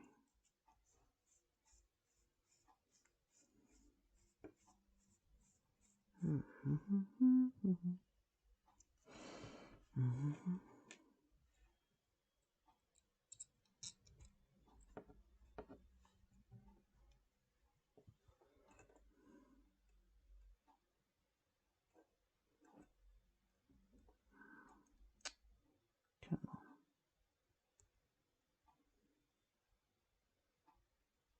So.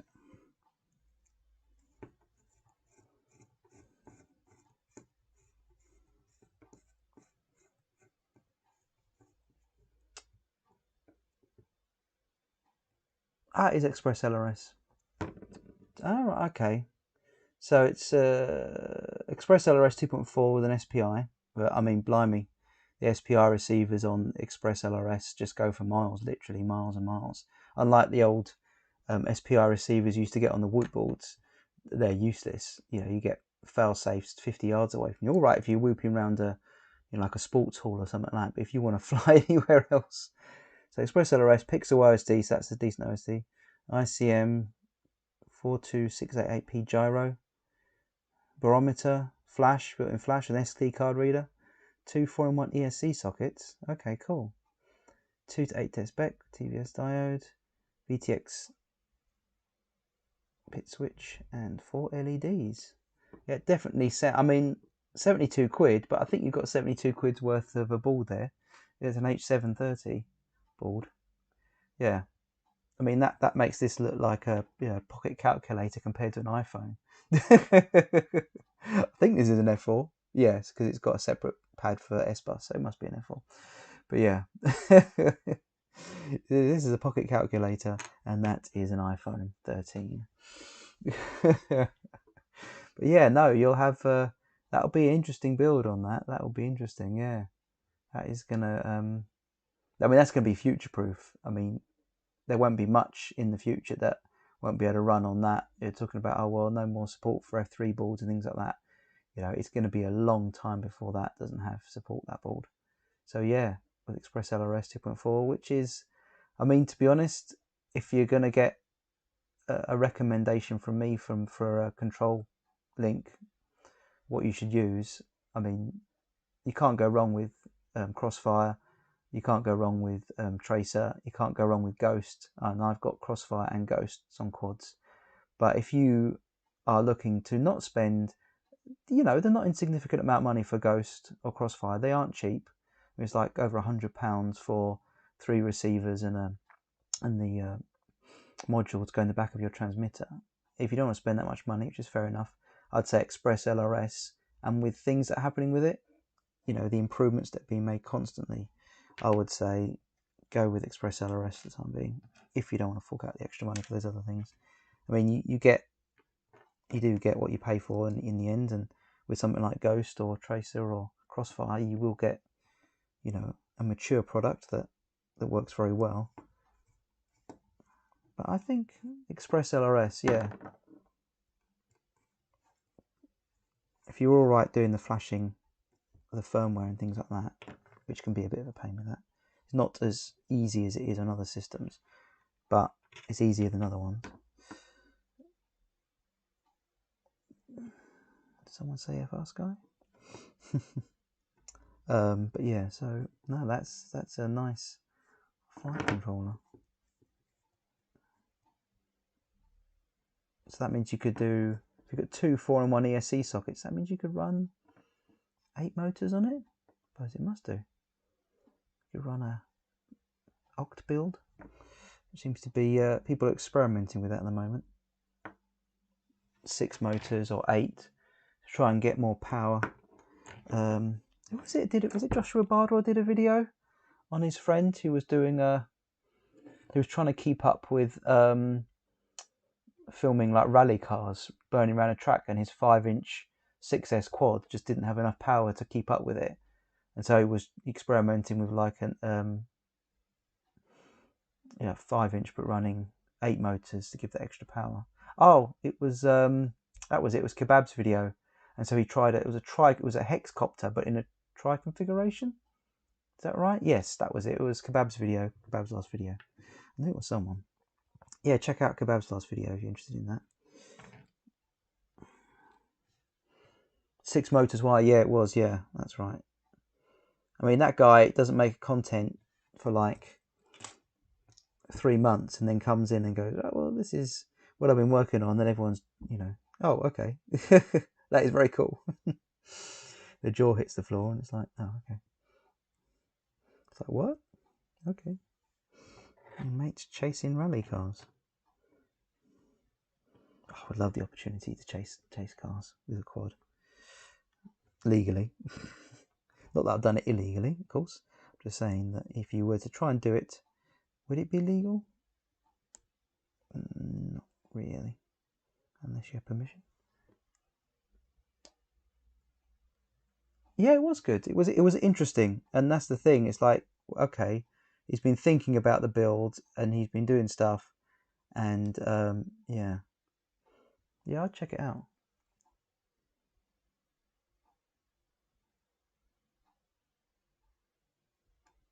Yeah, no, yeah, Ramonis is just saying, if anyone's not seen it, his diatome was with Ghost, worked very well, but he was left with less receivers when he lost his quad, and that meant that you need to buy more receivers, and they're $50. I'm assuming that's US dollars, Australian, but US dollars each for a receiver. Yeah. Whereas, I mean, in this country, I don't know about what country you're in or what the pricing system is, but Express LRS, if you wanted to buy one of their receivers there in the UK, about £13, something like that, and that is a big difference. Steve, the why was, yes, it was. I think that was the thing. He did two builds. It was one was with was a traditional like 5-inch with the extra motors on it, so it had the extra motors. And I think the motors he used, they were different as well. But the Y was lighter, and I think it flew better, even though it was lighter and it had essentially two less motors. It was 6, not 8. I think the performance that you lost wasn't much, and I think that was why it was kind of like, well, it's not worth having anything but the Y, because yeah, you're losing a bit of performance, but you're not losing enough to make it not worth your while doing it. And we're fitting this board on at the moment while I'm talking, and got the USB connector port there is touching, and I'm not a great fan of it touching, mostly because that could cause vibrations through. We could put another spacer in there and lift it up a little bit so that it's not really touching. I think that might be the best option in this case, because everything else, unfortunately, all I've got for the receiver is going to be like stuck on some tape on top of it, as well as the it's here somewhere. There it is.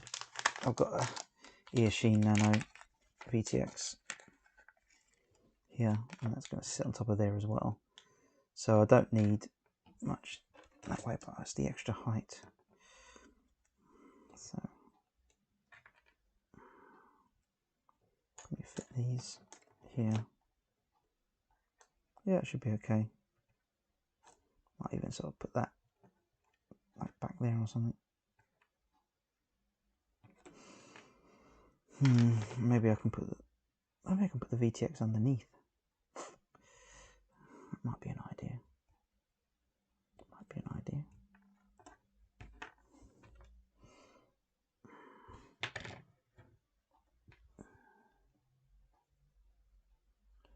Yes, Maytech are making Express LRS.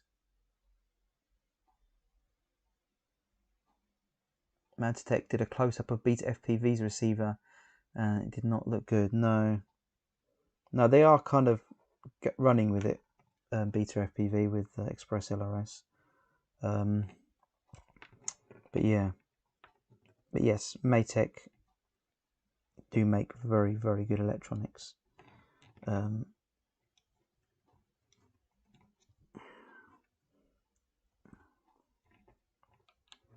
So I'll put that there. Just see where the camera's going to go. Oh, blimey, it's quite close.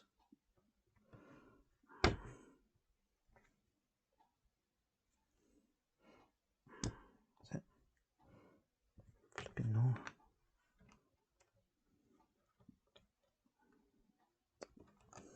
I mean, that is close. Dear, oh dear. We've got some cummies off. It's all right further down. I think we might have to have it touching. I know the outside of that is just ground, I believe, so it shouldn't, because it's grounded through there anyway, but I might put a bit of tape on the side of it just to make sure. But I think I'll have to have it running lower anyway, just to fit the camera in, because it's pushing against the back there. I mean, blimey. So I won't be putting the VTX below it.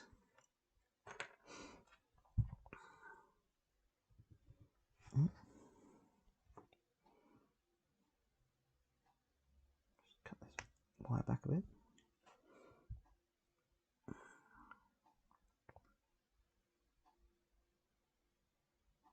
Okay.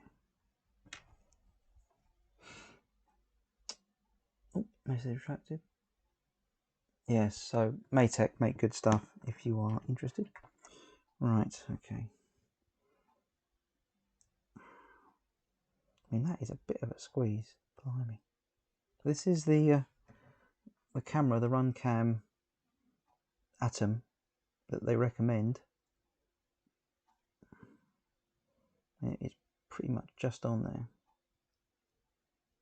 Okay. Right. Put a little bit of tape around this.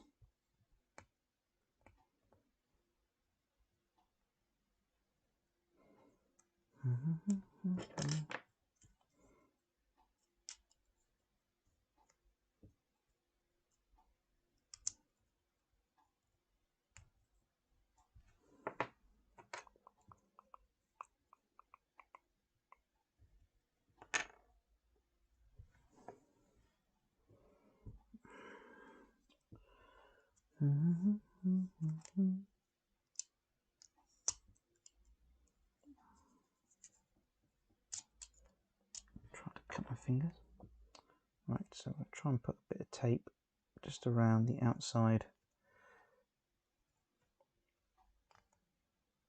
No, it's probably not necessary because I do believe it is just ground around the outside of it, but I'm not going to take any risks.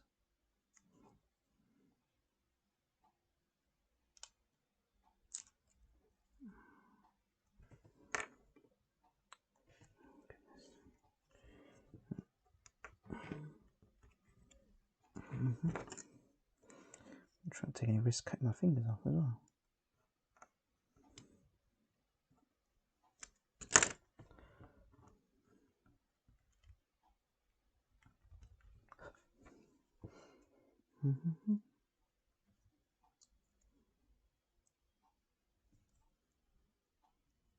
Oh, there we are.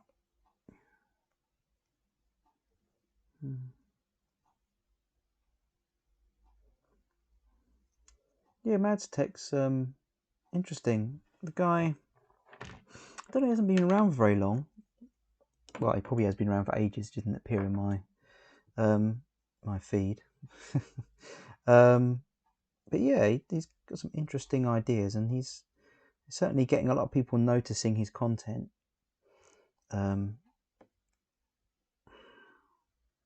to move. That's annoying. Yeah, so yeah, seeing more and more of his content about. I seem to know what he's talking about, which is good.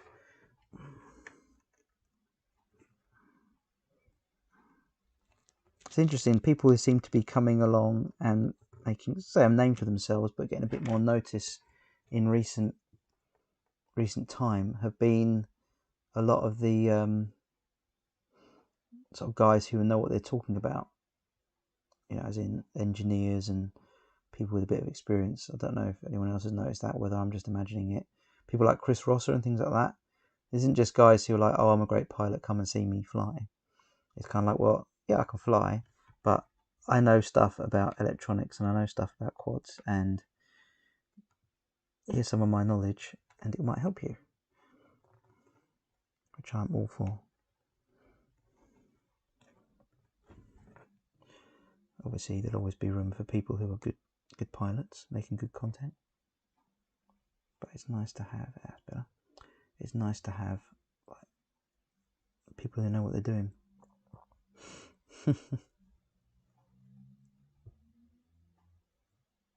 Oh, okay, no worries, Ramunas. Hopefully, you have a good evening and a good weekend, and yeah, take care, my friend. Take care. I'll be doing other live streams. I don't think I'll get this built anyway. So there'll be another live stream maybe tomorrow. See how it goes. It's 20 to 5 now. Gasping for a cup of tea, I know that.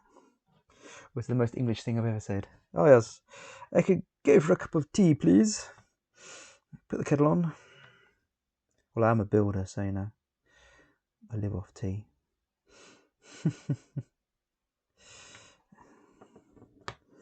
My wife works in the office and or in an office, and she lives off coffee, which is fair enough. The building industry, though, runs on tea. Yes, Chris he's very well educated. He knows what he's talking about. He does know what he's talking about. I know, there's be some people going, oh, I don't like the guy, this, that, and the other, which is fair enough. I'm not gonna, say. I think he's quite nice. He's very, very, very knowledgeable chap.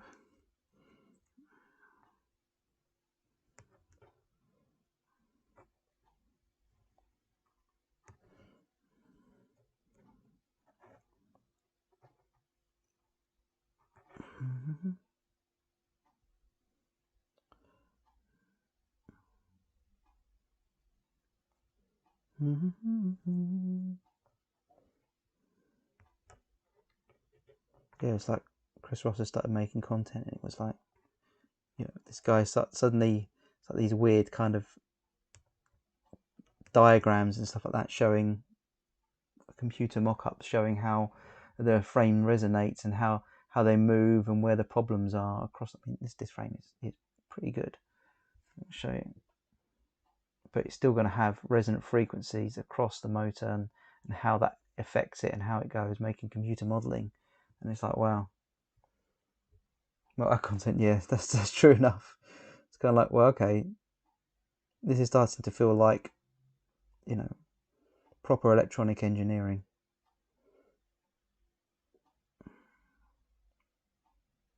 Right, let's see how we do.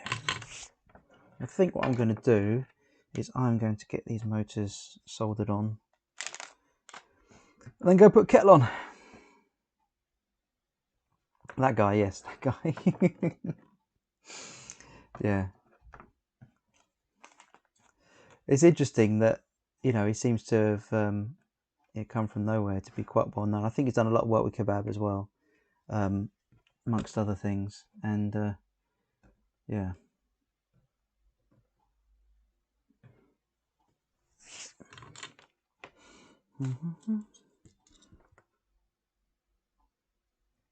Let's tin up all these wires.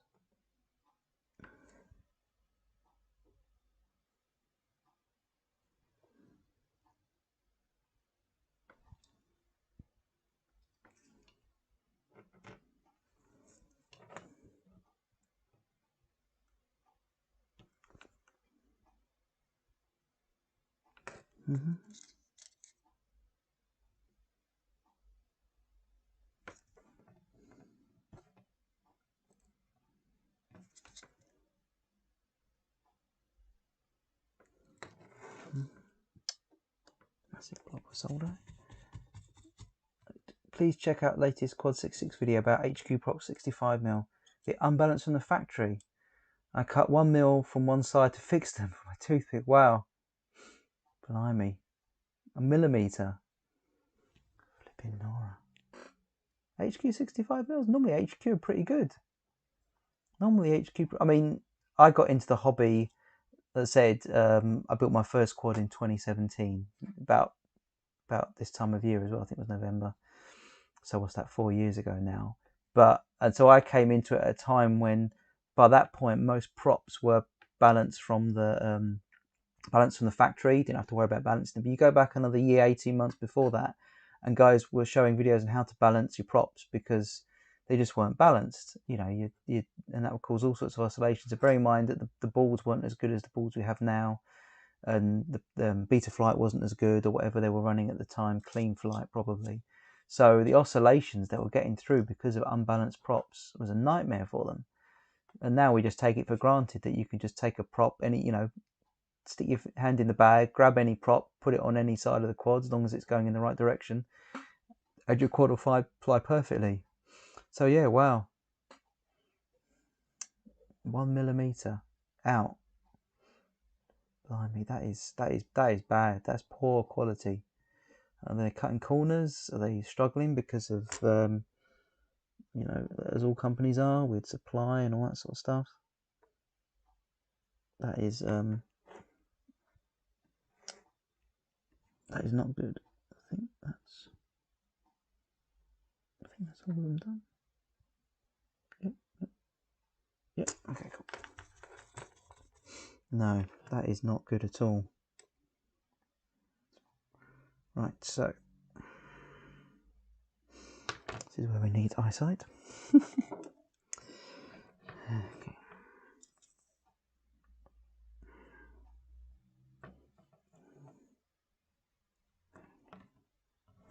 Blimey.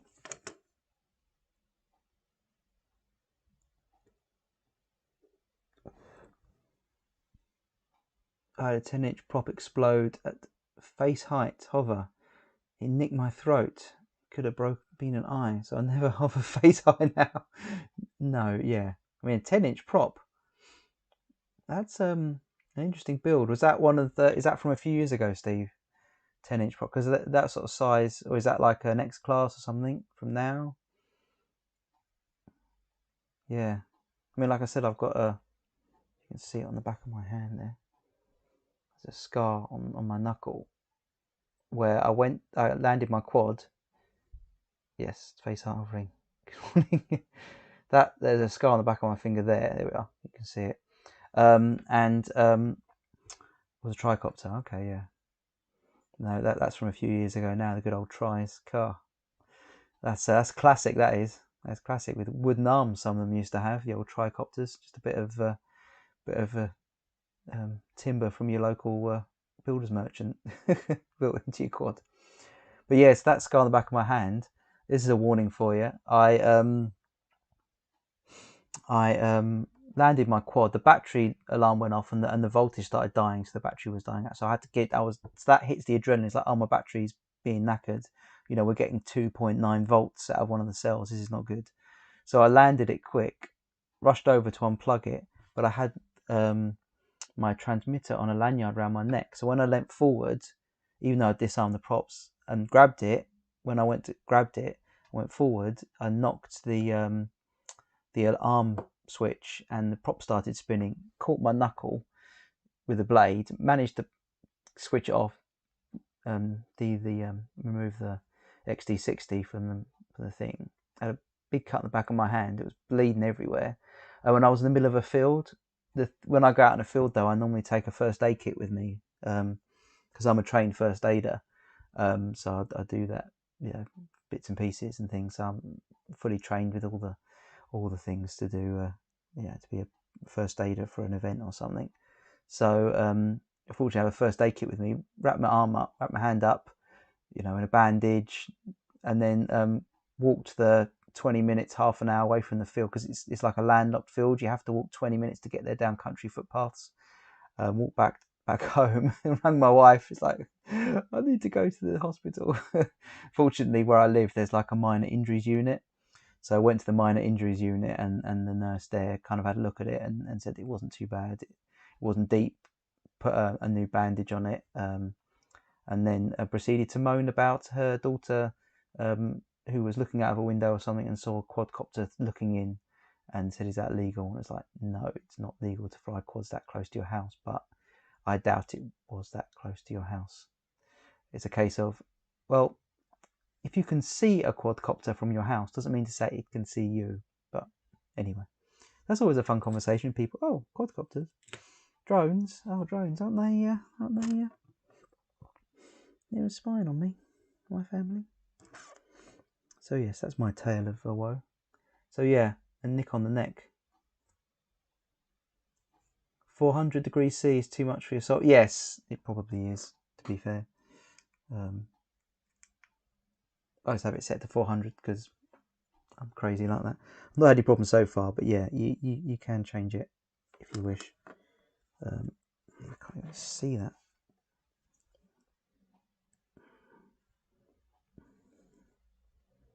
Yes.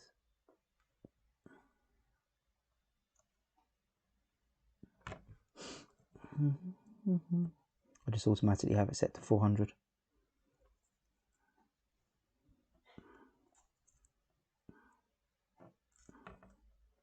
And, but if you're listening to this, listen to Ramunus when he says it's too high, and don't listen to me, who is not changing it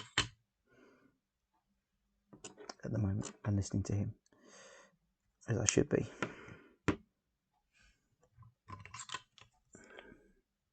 When it comes to these little pads though, I just want to get in and oh, the quad keeps moving.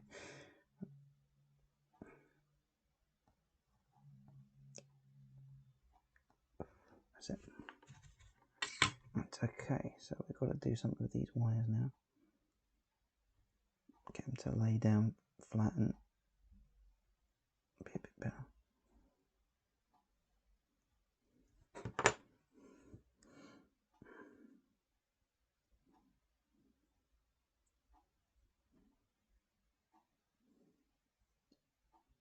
Okay, it's not too bad. Right there. Bit of tape around it. Yeah, I think I'm going to have to cut a very thin slither of tape.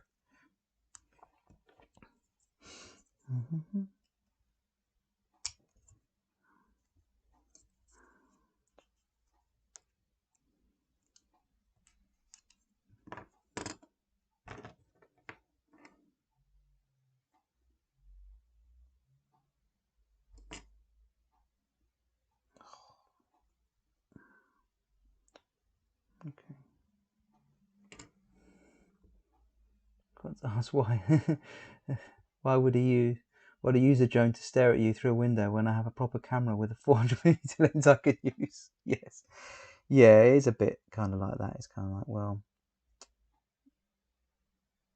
everyone spends every day of their life walking around with a mobile phone in their pocket, which has a camera that makes your camera on your quad look like a pile of garbage, because comparatively it is a pile of garbage.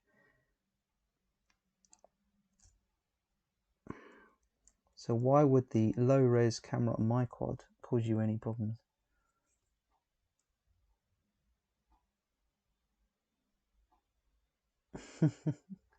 So yeah, exactly. Noticed after a nut got fired across the room, nice slice through the prop. That reviewers were all face height hovering on mains. Yes, they do tend to do that. It's like, you're taking your life into your hands, my friend. I mean, it's your life. If you want to do that, then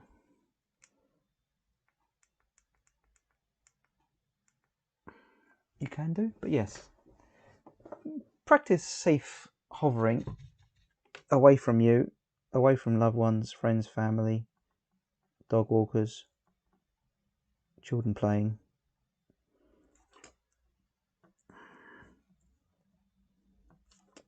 Just see. I'm listening.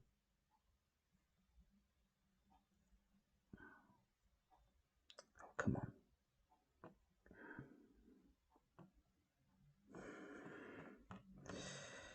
I tell you what, if you can do this, you can be very, very good at the popular board game Operation. That's it. It's not moving now. 1,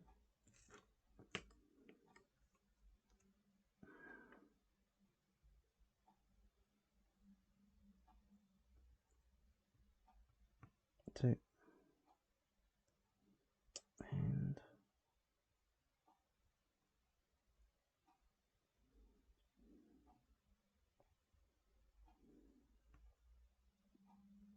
3.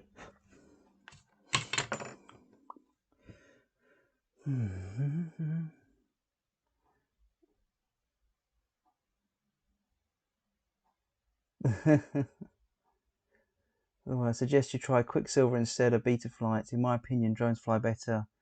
Oh, okay. Small drones, but I have Quicksilver on a 4-inch also. Okay.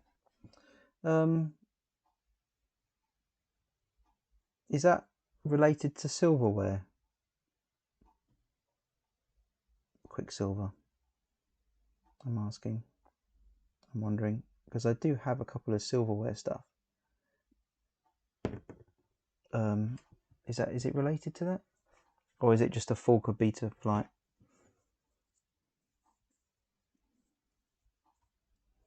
England versus 24, 26. Ah, is that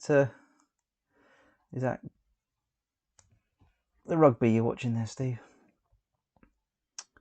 Oh, yes, it is. Okay, so it's related to silverware. Okay, I'll tell you what.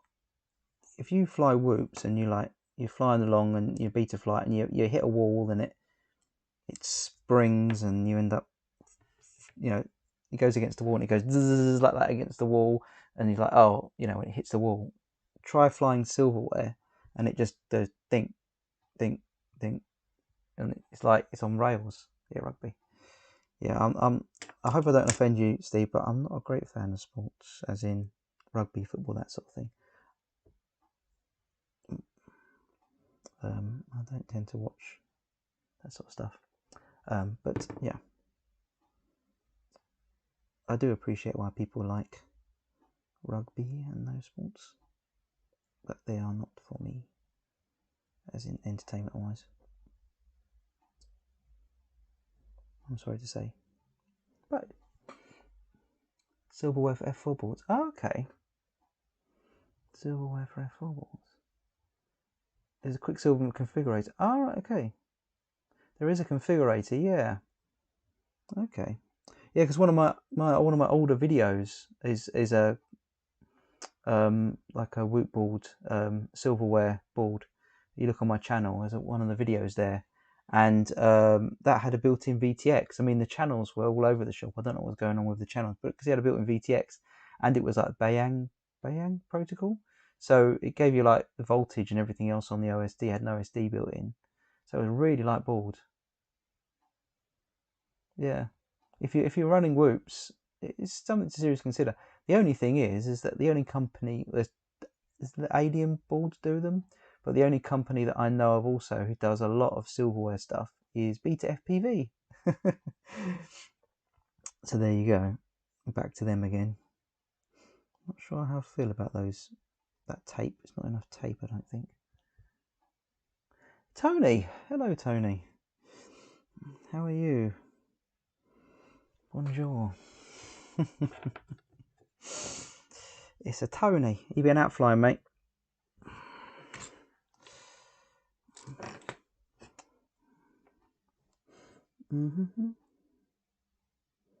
Or walking the dog, or shooting people with airsoft guns,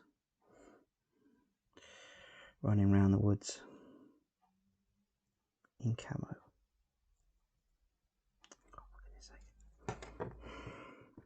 Stay. Be on a bike, RS.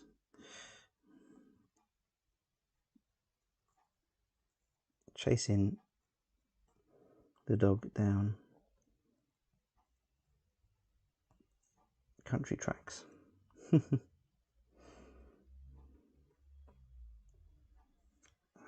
come on.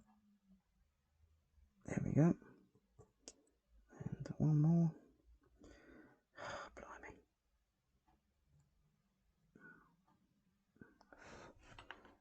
This is what I would recommend, using plug-in motor wires for motors these size.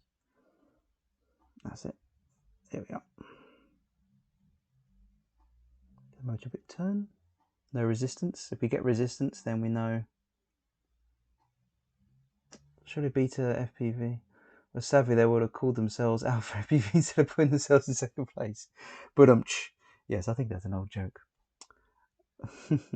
So what are we doing, Tony? Okay, we are building a Baby Nazgul. It's from Iflight, the frame, using a Whoopstar board. This one is where's the bit of paper that came? There we are. Baby Nazgul kits, 73mm frame. They do a smaller one as well, just like a little 1S, but it's designed to look like a 5-inch. Really like a small 2-inch frame, but HD. You can get them. You run DJI stuff, don't you? So yeah, I think well, the place to check out, Tony, is Andrew RC, and DRC's channel. I think he's done a lot of stuff with small stuff with HD. It kind of looks like a mini 5-inch, which is quite like it. RAM, is it? I have some Bang boards to use, silverware, but no TX at the moment. So OSD or install silverware.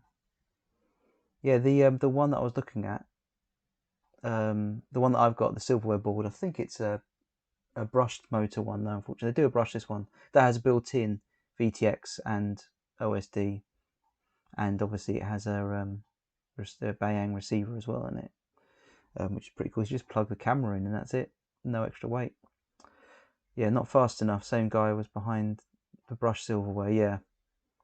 Yeah, it's just for small quads, beta FPV isn't brilliant.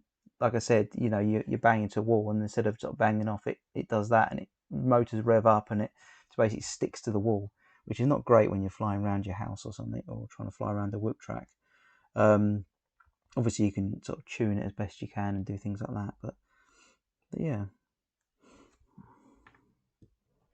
Right, so we're gonna just solder up this last motor and see how we're doing.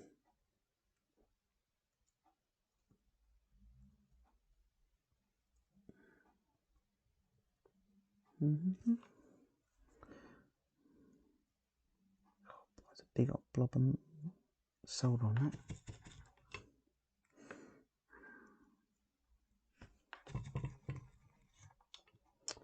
Yeah, we're definitely getting to whoop season now. Indoor flying.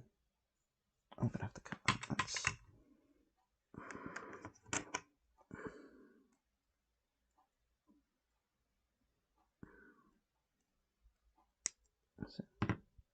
It's sticking out the edge of it, and I can't have even a little bit of wire touching another little bit of wire on the motor there.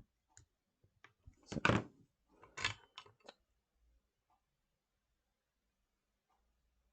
yeah, I remember those videos you stick on there, Tony, like barn racing. It was in a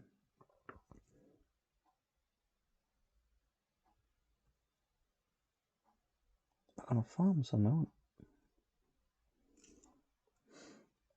it? Stay.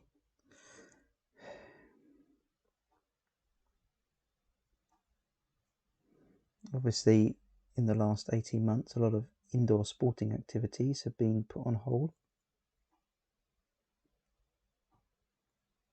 I mean, this time last year we were under lockdown. So vast improvement. That's good. And no resistance. A dog training. Oh, okay, dog training area. Cool. But yeah, as I said, a lot of indoor sporting activity has stopped the last year. I think it's starting to get back to it now, though.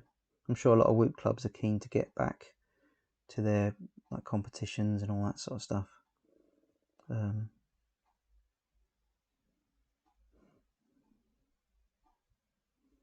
If you want to try a bit of racing, but you don't want to be ripping a 5-inch round a track outside, then get down to a local whoop club. That'll teach you some racing skills, how to fly with other pilots. Because when I did a little bit down at a club, I've never flown with any other pilots. So it's like the protocol of, putting your VTX on and all that sort of stuff. When do you do it? What channel you on? That kind of, not blasting everyone's VTXs out the sky because you had it on 350 milliwatts and they were all on 25. That sort of thing. You can learn a lot of. Yeah, you too, Tony. Have a good evening, mate. Take care. I'm sure you're probably doing some airsoft tomorrow, so have fun. And we'll see you on Thursday.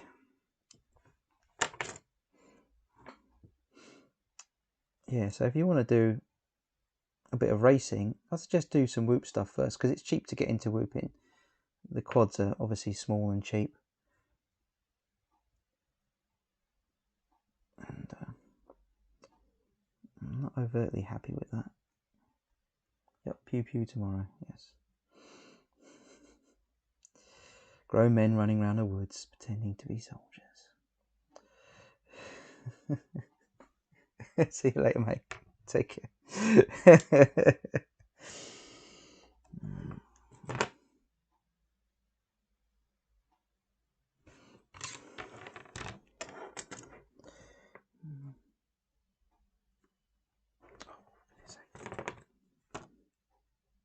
having said that, right.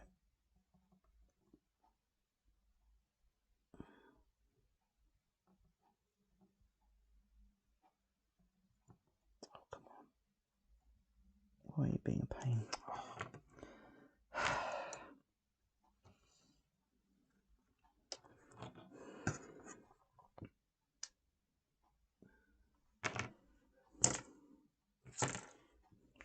Trying to solder tiny bits of wire.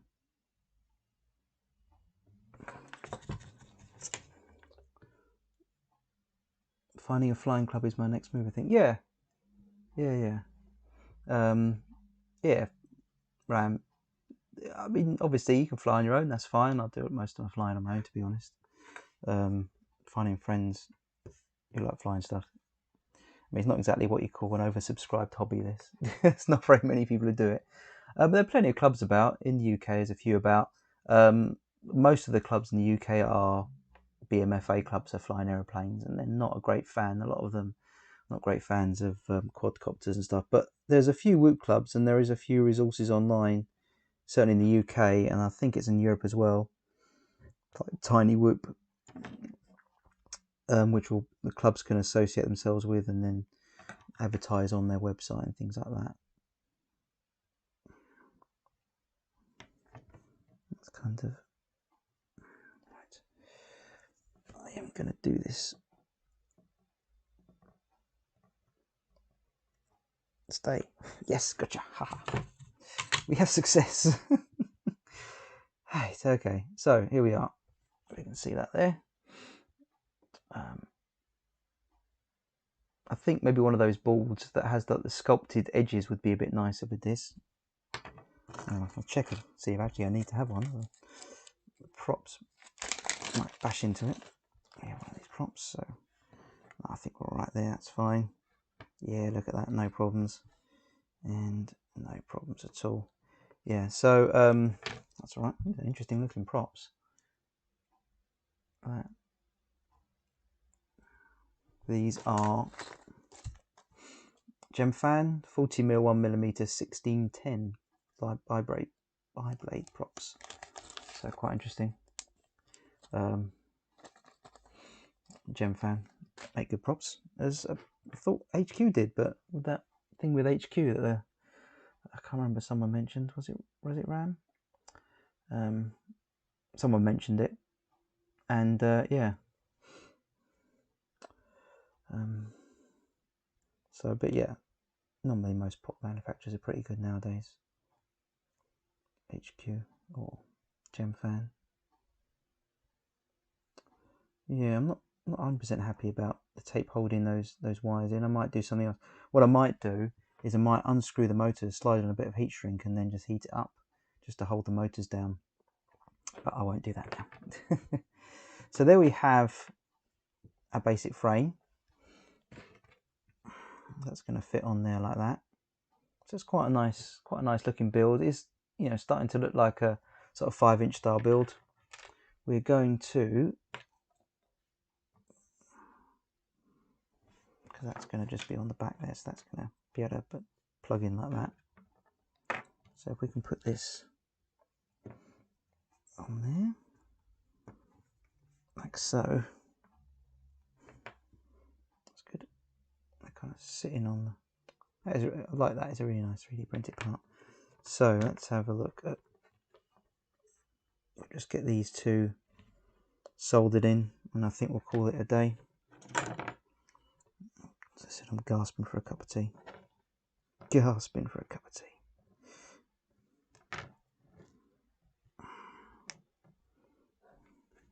It's 5:10 now. Get dinner on.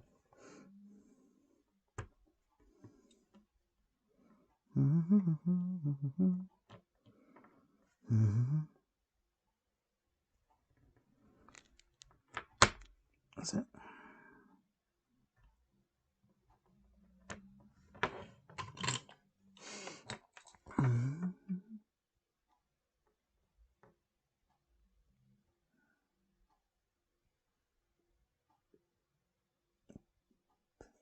In there.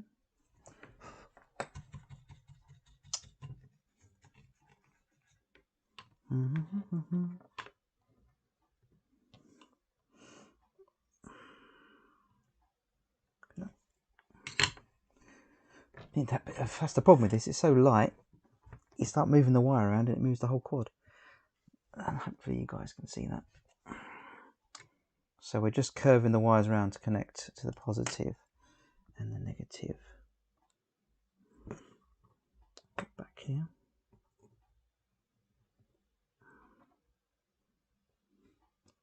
I don't know if I will. Oh, that's not good. Oh, sorry. Some stray wires there. Make sure that that's all we want. Right. So we're going to try and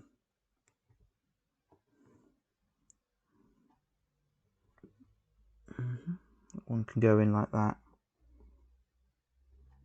Or maybe that one can go in. I'll sort that in a sec. Let's make sure that's stuck down. Oh my goodness me.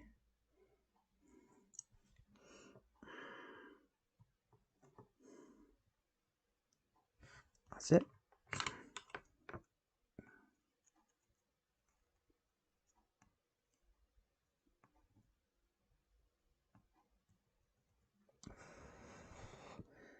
It's good.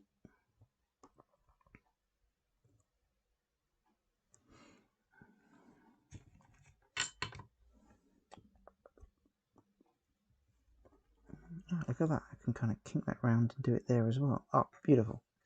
It's like I planned it and everything. No, actually, I'm not going to do that.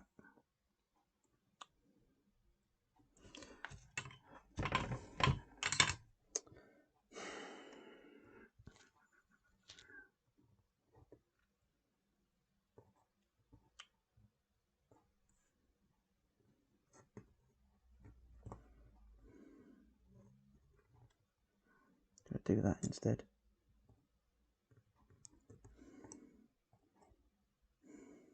Okay. Oh, for goodness sake.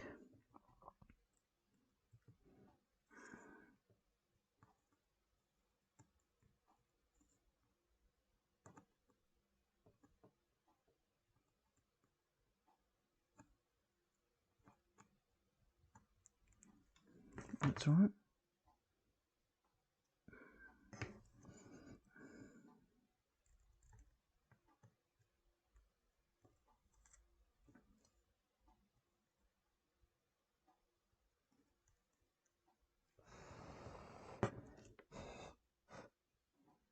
It's good. Okay. Now this is this is going to be a bad idea.